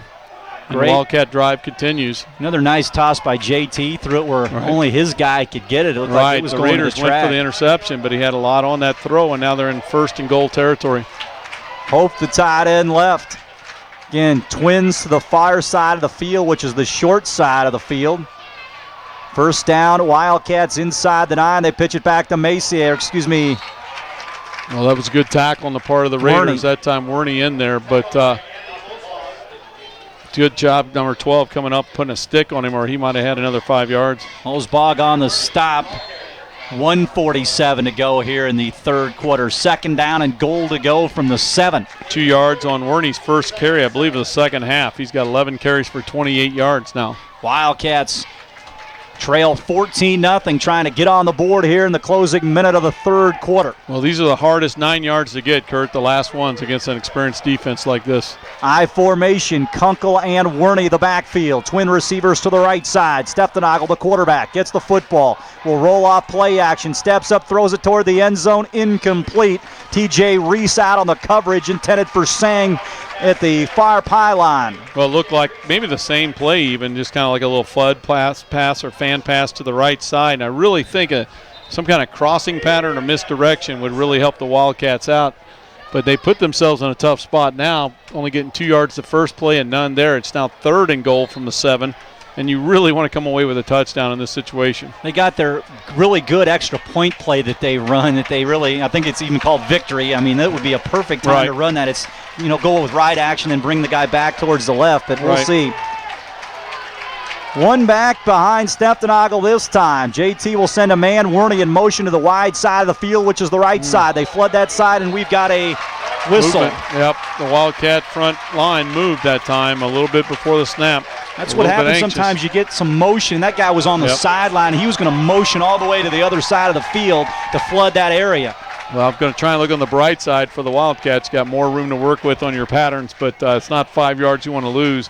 And you can't count out. That front group of the Raiders, Kurt, is so strong to keep putting good pressure on Stephenagel. I wouldn't be surprised to see maybe a linebacker stunt and try and go for a big play here. Also, the play clock was down to 2 as well. By the time that guy got past JT and out in that pattern, they might have been whistled for the delay of game.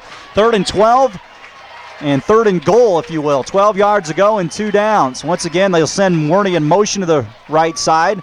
He goes past the line of scrimmage. They run option to the left side. JT's going to carry the football. He gets slammed to the ground along the line of scrimmage by Riley Schweppe. He gained about a foot there, and what happened is they ran motion, hoping the Raiders would follow him with a man, and they didn't shift, and that left too many men there. They did not go with the motion. They did not go anywhere. And the field goal unit looks like Kurt is coming onto the field. So Rafael Santos may be on here.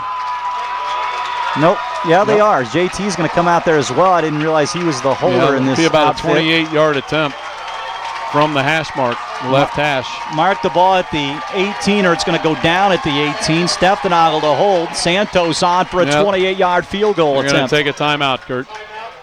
Timeout to talk about. We'll keep it here with 27 seconds to go in the third quarter. 4th and 11. You're down here at the 11-yard line. Can you afford to settle for 3 here? Well, I think that may be one of the things we're talking about. They had another 3 seconds left on the play clock and could have got it off. So they either, one, saw something, they thought he wasn't ready, didn't want to rush it, or two, they want to reconsider here. Do they want to line up in that field goal with that field goal unit, or do they want to go for it? Now, Southridge, to their credit, it was Ben on this drive, but they have not been able to break them.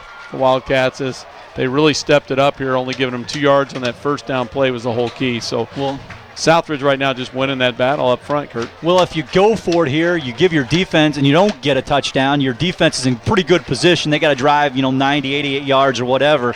But it is deflating if you don't get it, you don't get the 3 or the 6 or the 7 on the board. I think in this time you look at it, to me I would. Plenty of time. But you got 2 possessions either way. If you kick a field goal, you still got to get 2 more scores in. If you go for it and don't get it on the ground, you still got to get 2 more scores in. So I think a lot of times you consider just go for it now. And if you don't get it, like you said, you at least got them back. What is it in high school? Does it come out to the 20 if you kick inside the – or maybe I don't watch a lot of kicking. I mean, you probably saw more kicking the last few years than I have. They're going to put their offense back on the field. All right, 4th and goal to go at the 11-yard line. Play clock down to 8 seconds. They come up to the line of scrimmage with 4, with 3. JT takes the football, drops back to throw, steps up in the pocket, gets hit, and he'll go down. Chad Wortman sacked him, got a piece of his ankle. Licklider came in to finish him off, and the Raiders snuff out the rally. Well, they tried to run a crossing pattern and just ran out of time. JT couldn't find anyone open to get it to, and the Raider defense with a huge stop there. Going to have to, Southridge, what you want to do is make sure you take care of that football, Kurt. No penalties that set you back, but that was a big time sack there for the Raiders. So now the Wildcat defense will be called upon to keep the Raiders right where they are. 1st down and 10 from the Southridge 16 with 22 seconds to go. Wing T formation, Barnett and Salmon. Salmon goes behind the fullback. They give it up the middle to the fullback. Holzbach, he twists and turns and gets a good 1st down gain with 15 seconds to go in the 3rd quarter, and that'll probably be it here in the 3rd quarter. And the Raiders will go to the 3rd quarter stop here, leading the Jasper Wildcats 14-0 here at Raider Field. Coach Gobert and I will be back with the 4th quarter of action right after this. 1 minute. I'm leaving.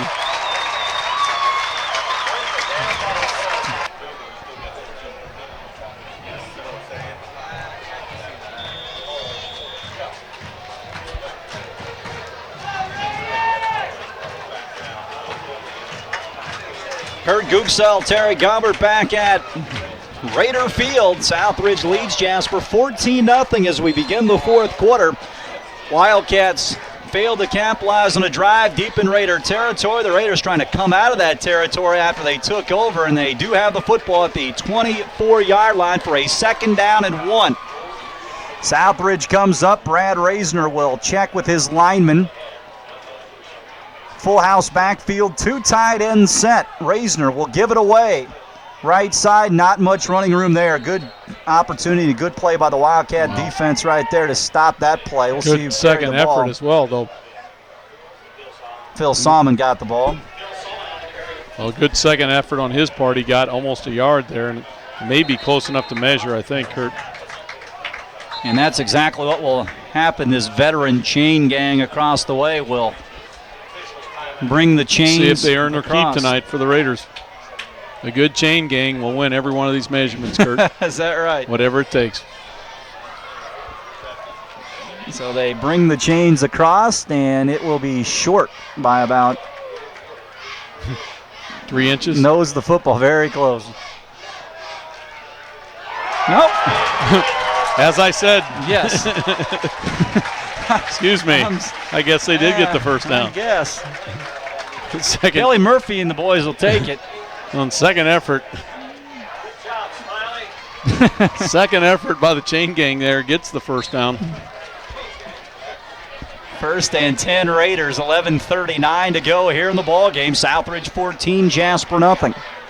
Mark Reilly wide left, Barnett the slot to the left side. He goes in motion to the right side. They give it to him on a sweep. He gets wrapped up in the backfield by Beck. Chase that play down from behind. That's good pursuit. Also in on the stop for the Wildcats, Grady Fromey. Kurt, the Raiders are throwing so many backs at the Wildcats. I don't have room for all of them. Right, I gave you a little list of who they might carry the football. Yeah, you narrowed it down to 20 for me, and they've used them all. Last year, they basically rode Cord O'Brien and Calvin Butel, but these guys I could understand that. Yeah, these guys have been waiting in the wings, and they're plugged into this system, and it suits them just fine. A lot of speed. Barnett in motion again. Razor wants to roll all play action, sets up in the pocket, throws it to the near side for Reilly, and one of the up guys in the route kind of got in the way of that, and it was Holzbach. I didn't know who the ball was intended for, Reilly or Andy. I am almost stunned, Kurt.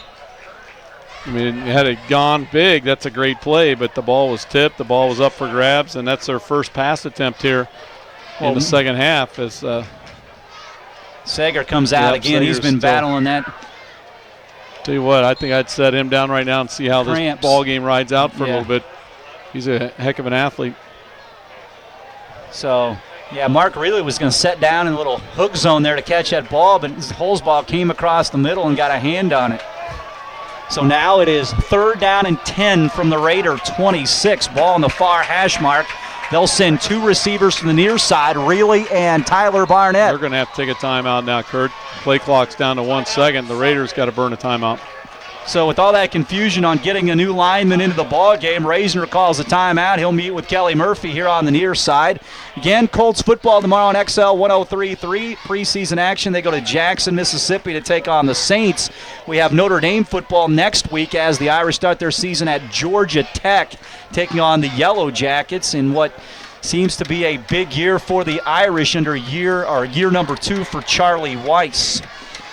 So all the action. A lot of excitement coming out of South Bend. You guys were right on the money having Notre Dame football all these years. Yeah, it's going to be a big year for them. Well, the Raiders, the other thing about that pass, it stopped the clock at 10:45 here to go in the fourth quarter. And this is one of those ball games where both coaches are going to start glancing at that clock 2 or 3 times between each play. Well, here is when, we talk about not being able to come back if you're a running team, but here it's a perfect scenario if you like to keep the ball on the ground, provided you can get the 3, 4, 5 yards at a crack, which Southridge hasn't on this possession. Reisner on a 3rd and 10 sends receivers here to the near side. He's going to roll that option this way. He gets hit and finally gets knocked down as they finished him off. One of the defensive linemen came in. Beck got him, and Troy Leinenbach came in to make the initial hit. Right, Troy had to hold him, almost got away, and the other guys finished him off. And he's going to lose about 4 or 5 yards on that play, and they're forcing them in a punt situation. That was a must series by the Wildcat defense. They had to stop him. Now they just got to make sure they get the ball back clean. That looked like run action all the way out of Brad there. Right, I think you're right. I think he was going to try and get the corner, but the Wildcats beat him up front. Now the Raiders have all kinds of confusion on the sidelines about substitution. I got a flag on the sideline, I think.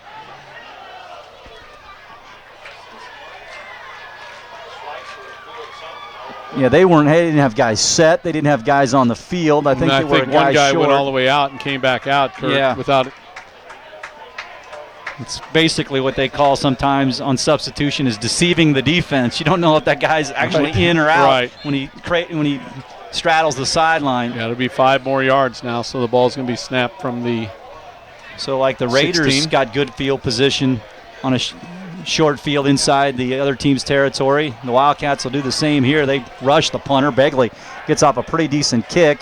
Oh, my goodness. And we've got a collision at the 45 as Chase Patterson probably wasn't given enough room to catch that football before Clint Seib timed it and got there right as the punt was received. I would also advise him in the future maybe to call a fair catch there. I mean, they got to have that football back, and he could have just punished him, but I don't think he gave him any room, as you said, whatsoever to catch it. Raiders kind of, hurting themselves, Kurt, on this drive, and also maybe just a little bit too fired up, you think, with the lead and everything going their way after a big stop of the Wildcats inside their own 10-yard line. 9:47 to go. It's 14-0 Raiders, with the Wildcats taking the football over in some good field position after they walk off this penalty. Kelly Murphy. Wildcats are a little confused right now, Kurt, on as far as what they want to do. I'm talking about the players on the field meeting with Eric Hopkins. Kelly Murphy just got a flag as well, and I think it's somebody mouthing off to one of the officials, and Coach Murphy just warned one of the players. Right. I won't point out any numbers, but there was a young man that was he was helmet right was moving quite a bit. Yeah, that's not good timing. You don't want to pop off to the official through your coach, and you don't want to do it, period. These mistakes are really hurting the Raiders right now. They take the momentum away. Coach Murphy not at all happy as he talks to that bench. Sideline penalty, is that what that? Yep. Usually officials, umpires will tell you, I'll take it from the head coach, but when the players or assistants kind of chime in, that's where they draw the line. Well, they have yet to step this one off, Kurt. Well, they're discussing it. The first one got the ear of the Raider fans on the punt coverage, and this one will again be marked off against the bench. Right, I just happened to be looking down there. I think you did too at the same time, and saw the flag go flying. And anymore, I don't know what's no yardage. No yardage has been marked off here. It's confusing, and there was none marked off. That's a little confusing there, Kurt. 1st and 10 from the 45. Nevertheless, the Wildcats have the football in good field position inside the Raider territory. They pitch it back to Macier. He gets hit and brought down. He got hit, and he got stopped after a very short gain, if anything, by Nick Souders. Jason Raker just informed me it could have been a yellow card, which I think is just a warning. As opposed to a red card. Oh, you don't want those. No, we don't. Well, the Wildcats got to get something going. They had it going last drive. Kurt couldn't do it, and the Raiders, as we keep saying, rose up to the occasion, had a big stop inside their 10, and clock is a factor, 9:15 and ticking. The Wildcats are going to have to hurry here. He's got 8 seconds left on the play clock. 2nd and 10, now 7. Now 6. JT comes up over the football, takes the snap. Will fake the handoff, roll to the left, throws in the flat, incomplete, intended for Kunkel. Holzbog on the coverage. Well, the Wildcats struggling. I think they've tried 6 passes in this half and completed 3 of them. Right now they are 6 for 17 for 65 yards. 3rd down and 10 from the 45. So now the Wildcats in a big-time passing situation with 9 minutes to go. Raiders lead 14-0.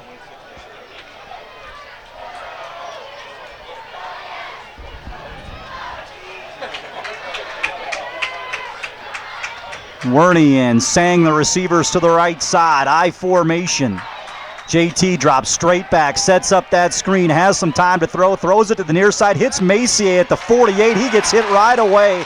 Raiders just gave enough room, and Side came up to stop him and made him lose 4 yards. Right.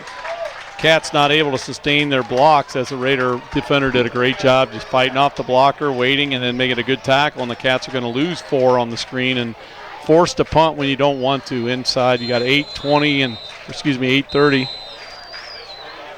And an injury for the Wildcats now, Kurt.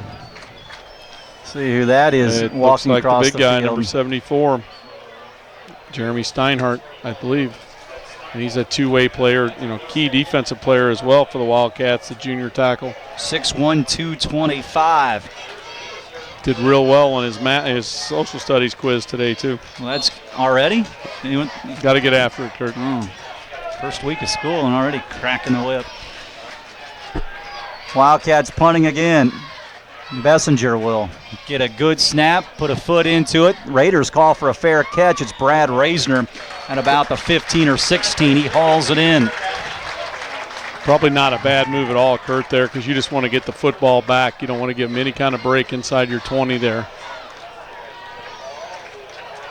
Well, see if the Raiders here can kind of regroup and get some of that cool, poised ball they've been playing here for most of this ball game. First and 10, Southridge at the 17-yard line. So it's first and 10, Southridge from the 17-yard line.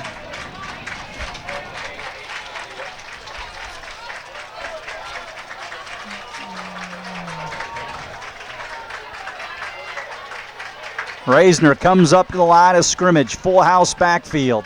They'll pitch it to Salmon. He tries the right side, puts his shoulders down, gets the necessary 3 or 4 that they're looking for. I'll tell you what, he's going to get that, and maybe he has some more here, maybe 6 yards on the play. He's had a nice ball game, Kurt. 13 carries for 71 yards. So it'll be a 2nd and 4 situation from the 24, 7:15 to go, or 7:49, I should say, to go. And well, Cats are going to have to find some depth, Kurt, on that up front. Same guys going at it. Bill Brosmer at end and Eric Kern at end. Then you got Houch in there and Leinebach. 2 tied, full house tee. They ride the fullback, give it to the second guy through, and it's Holzbog, I believe. We'll see when they unpile.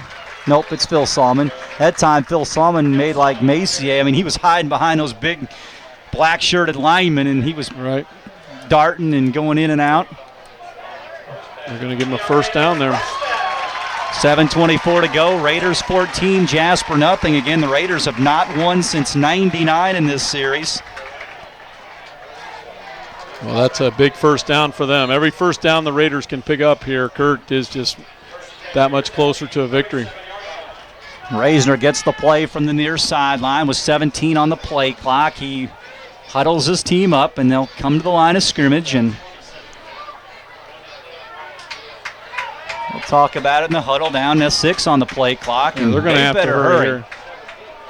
Reisner comes up, takes the football, snaps it, gets it to Barnett. He cuts it up over the middle, and he runs right into the white shirt pursuing defense, and he doesn't get much there. Well, Kurt, they want to eat clock, but they don't want to run it down like that and scramble, because you lose a lot of the momentum you have going right now.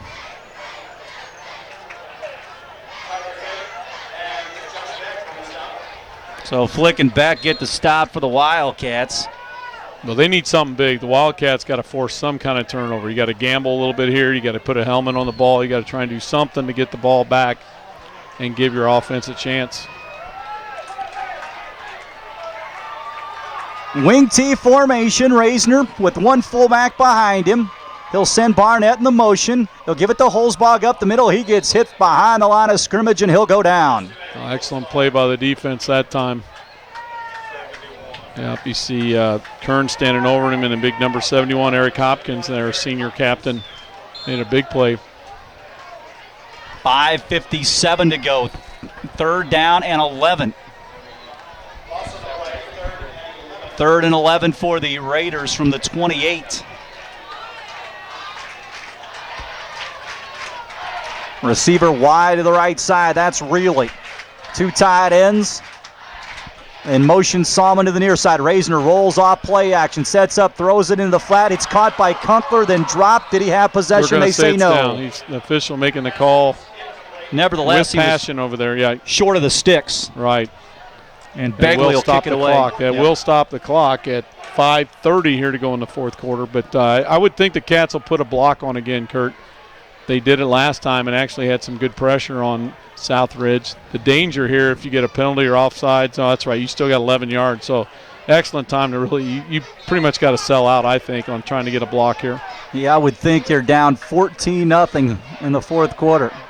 It's not like we have Tim Wilbur back there returning or anything. Hole number 8. Thank you.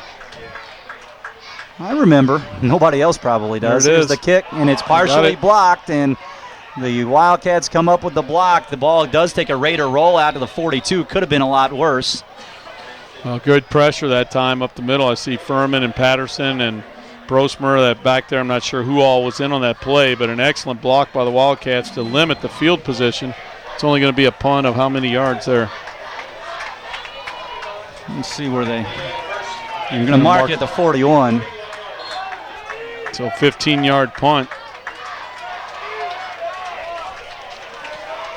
So the Wildcats huddle up, and it's do-or-die time right now with 5:21 to go in this football game. They have the football at the Raider 41. Kunkel and Macy in the backfield, a couple of sophomores. 2 receivers to the right, 1 to the left. JT, short drop, steps up in the pocket, throws it out for Patterson. He catches the football, tries to break a tackle, and gets about 7 on the play. Well, they're going to have to do that. Southridge playing soft, playing back, and they're relying on good tackling on their part. Patterson unable to shake away that time, but it would be hard to get behind him at this point. Brad Razor's going to check into that secondary as well, get some the Raiders athletes are out going to take there. a timeout here, Kurt. Coach Wink's going to call a timeout here to set the scene. And again, he was moving guys in and out. And he's not a happy man, though, right now. Like you talked about earlier, when you substitute guys, you want to make sure that the right guys are out there. And Coach Murphy wants to go out there and see what's going on. That's a common thing in football when some of the coaches have their little discussions on the field. Right. You turn it over to a defensive coach, an offensive coach, or whatever, but you definitely want to have a pulse on everything going on. And right now, there's all this excitement inside of you. You don't want to get too excited right now. You start feeling good. You know you got a chance to do something big. I mean, put your stamp on this year's class and this year's team. And it's not over yet, and coaches understand that better than anyone. So there's still a lot of that pressure and tension, and you got to play for the full time here to win these high school football games like this. And again, this game for both teams should provide a springboard later on into their season. Oh, it's going to help both ball clubs no matter what. Playing a ball game like this helps. So the Cats will come up with a 2nd down and 2 from the 34-yard line. So the pass play good for 8 yards. Receiver left, 2 here to the right. JT again, a short drop, steps up in the pocket, guns it down the sideline for a big play. It's in the air, and it is incomplete.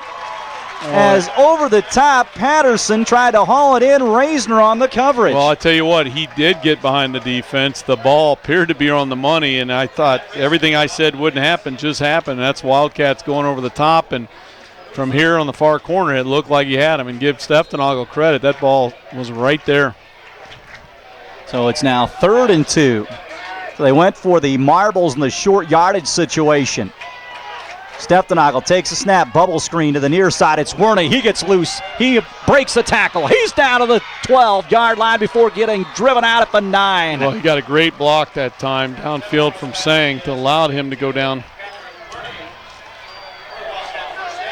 So they run the bubble screen with 4:38 to go, and the Wildcats are in business here for a 1st and goal to go at the 9, they say. Another official timeout.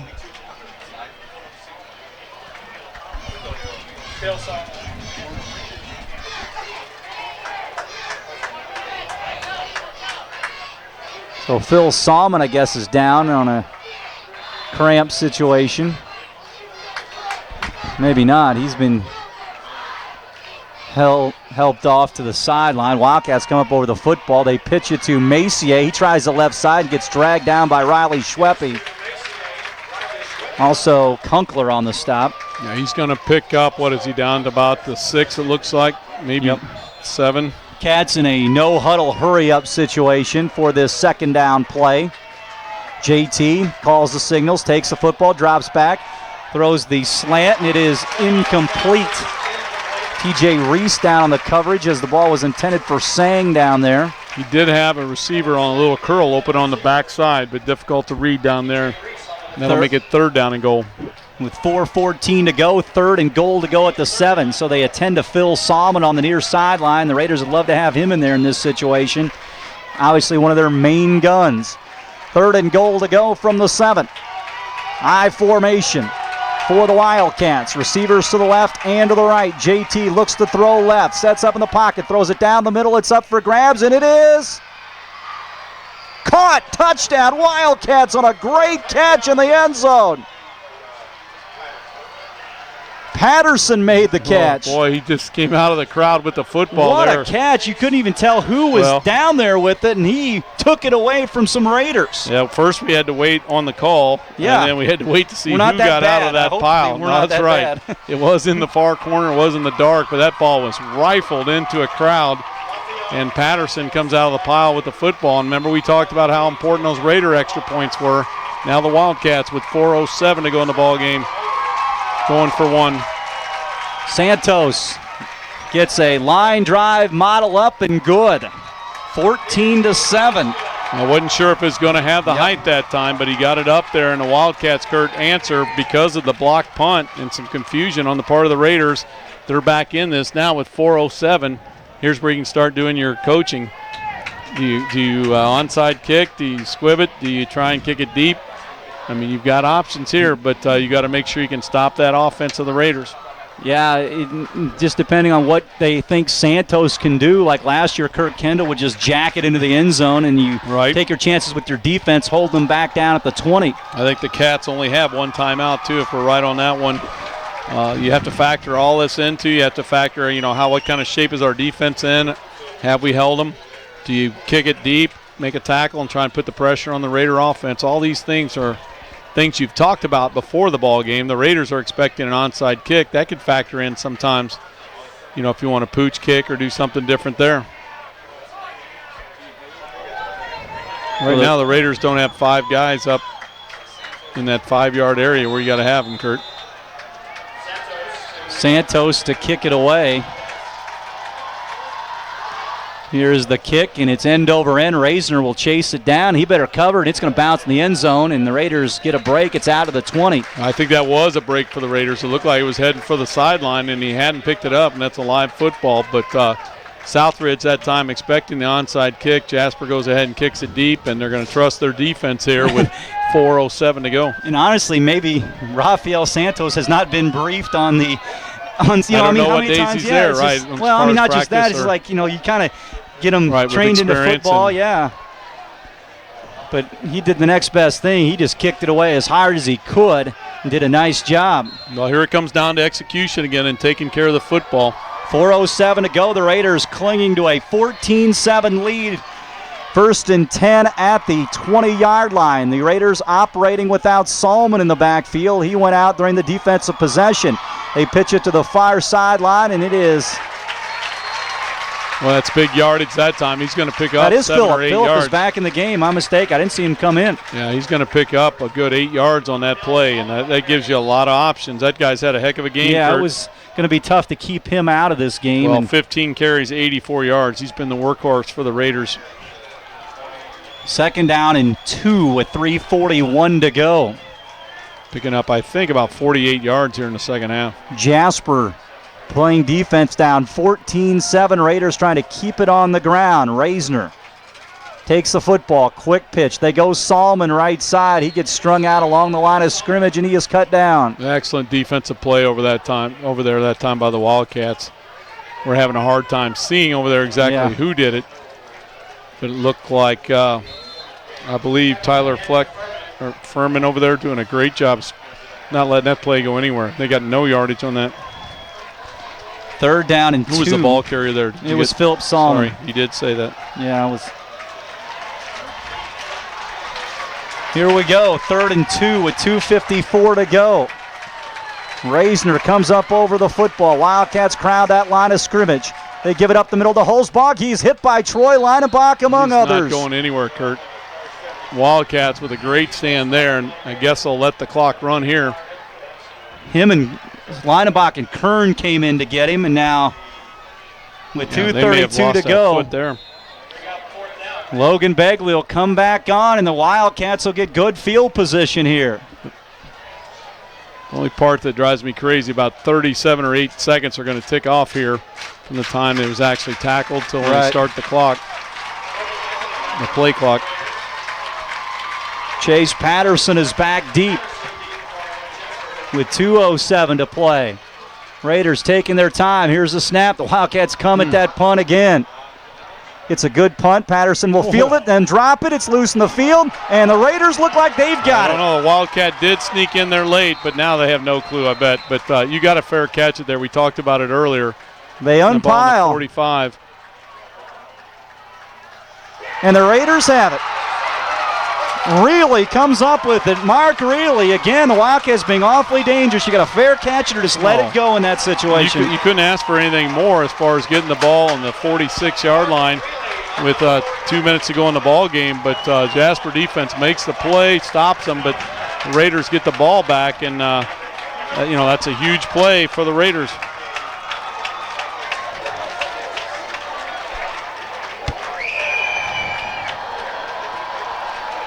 So the Raiders will come up the line of scrimmage with 1:52 to go in the game, leading 14-7. Reisner pitches near side to Tyler Barnett. He gets wrapped up by Troy Leinenbach. I think Troy's taking a liking to this lineman play. You know what he has. He's new number. I heard you guys grown talking about up. last That's week. right. He has grown up. He actually had some girls talking to him at school. I think he's liking this lineman thing. Well, right now the line play, that's what they needed the whole ball game, just eating up that offensive line right now. But it may be too late for the Wildcats. 1:22 to go. Rayleigh wide right for a 2nd and 11 from the Raider 44. Wing T in motion, Salmon. Reisner wants to throw. He's going to run and slips down. He slipped down at the 40, and they're going to lose some yardage. They're going to lose 3 more yards there.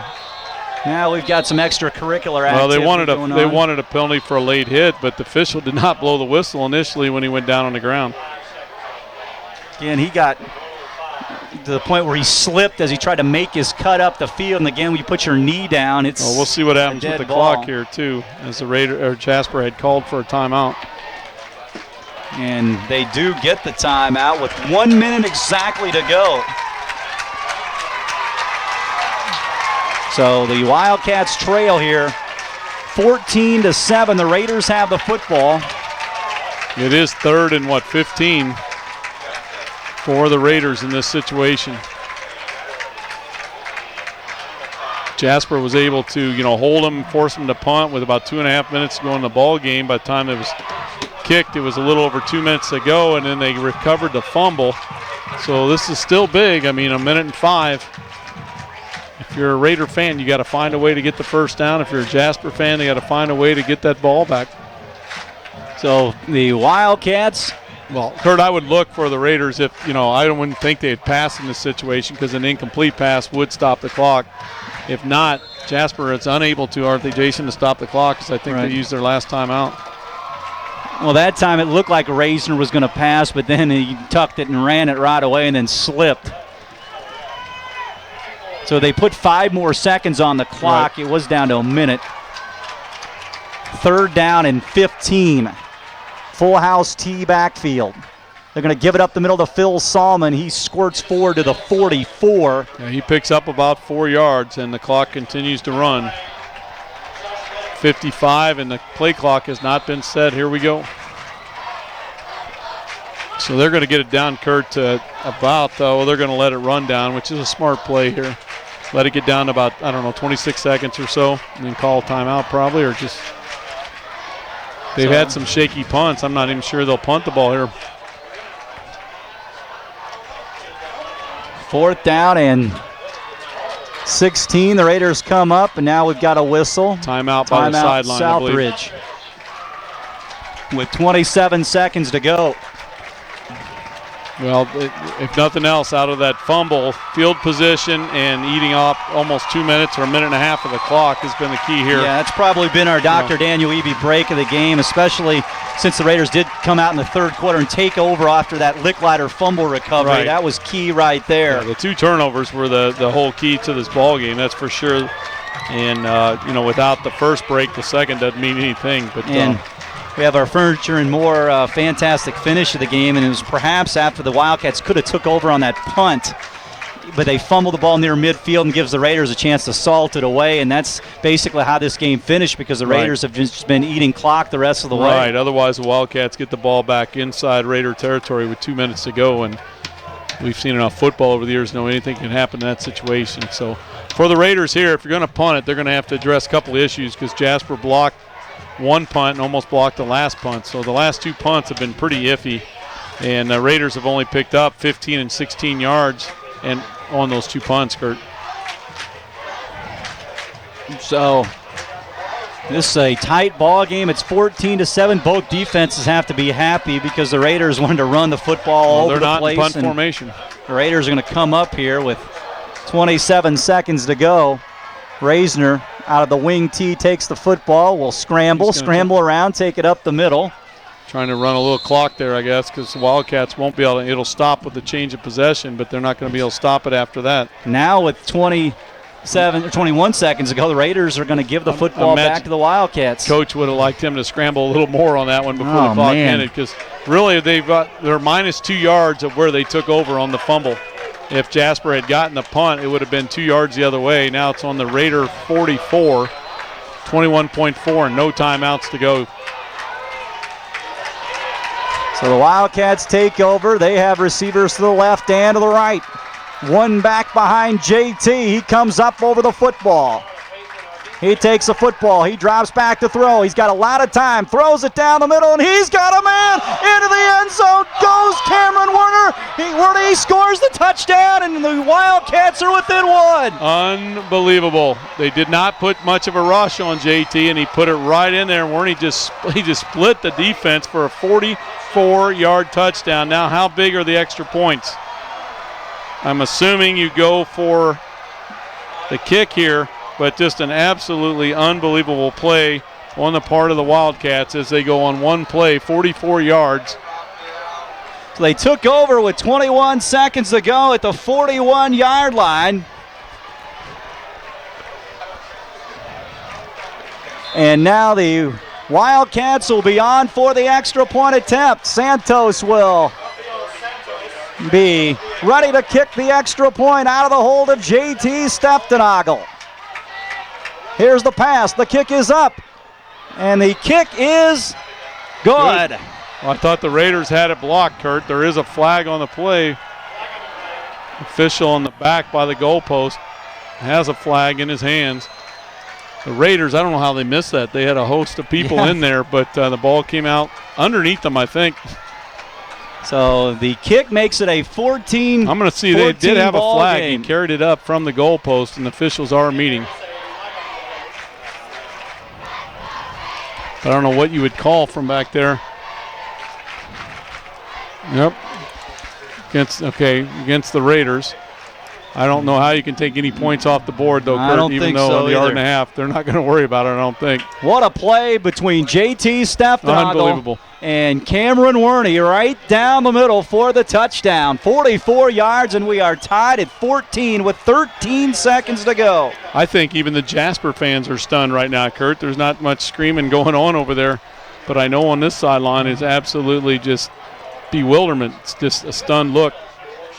They got to regroup here, both teams. I mean, there's some football to be played even with 13.1 seconds to go and tied 14 all. So the Raiders tried to run out the clock and turned it over on downs with 21 seconds to go at the 44-yard line, and the Wildcats struck on one play. Barnett and Whitson will drop back deep. And we could be headed for an overtime session here. The yards are going on the kickoff here too, Kurt. So he can probably jack it in the end zone. That's what you want to do. From the 45 of Southridge. So you want to get it in the end zone, and you don't want to kick it out of bounds. Let me throw another thing at you. You can try an onside kick, and if they get it, it's only back on the 35 or in. I mean, that's not a bad option here. And Furman's going to kick off maybe for that reason. All right. So the Wildcats have scored 14 unanswered points here, and it's a 14-14 game. It's a squib kick fielded by one of the up men for the Raiders. It's Sive. He'll carry it out with 8 seconds to go. They're really not getting some help.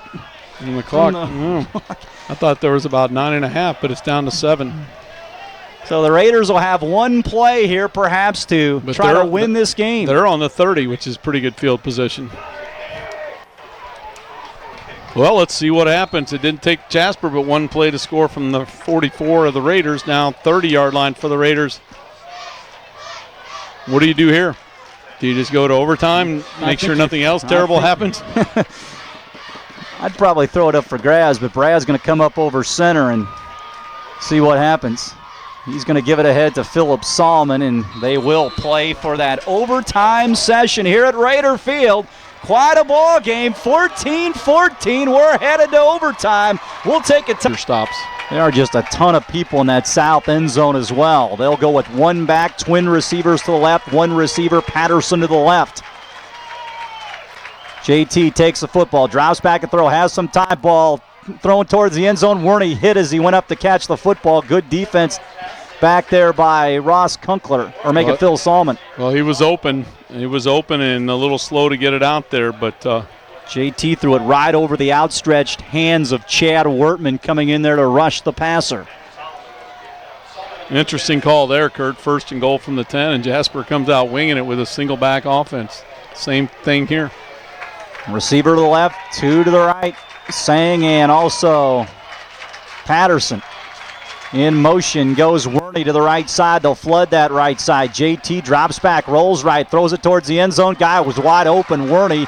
Pass was off the mark. Salmon knocked him into the ground. Looked like he had him out there, but the pass was just a tad overshot. Right. They had the motion, they had the matchup they want, but they couldn't connect and execute. Now the Wildcats facing a third and goal from the 10. So now you may bring Santos into play here if they do not pick it up on third down, 3rd and 10 here in overtime. JT Stepfenagel brings his team to the line of scrimmage. Raider defense trying to hold for one more play. Stepfenagel sends Werney in motion to the short side of the field once again. Here's the snap. Werner goes up for the pass, and the ball is overshot, incomplete, or Wertman was in on JT Stepfenagel and planted him right away. His crash from the backside forced Stepfenagel to throw it up. Wisely threw it up high, but the tight end never even saw the ball coming his way, and Jasper comes out winging it. Hope was the intended receiver, but hadn't run his route yet, and JT was forced to throw it early. So the Wildcats come out 0 for 3 in overtime. I don't think I'd ever would have thought I'd see that. So Santos on to give the Wildcats a 3-point edge here out of the hold of Stepfenagel. Werney went in motion. Chad Wertman rushed the passer, and Stepfenagel's pass was awry. Here's the kick to put the Wildcats up. The kick is into the air, and it is no good.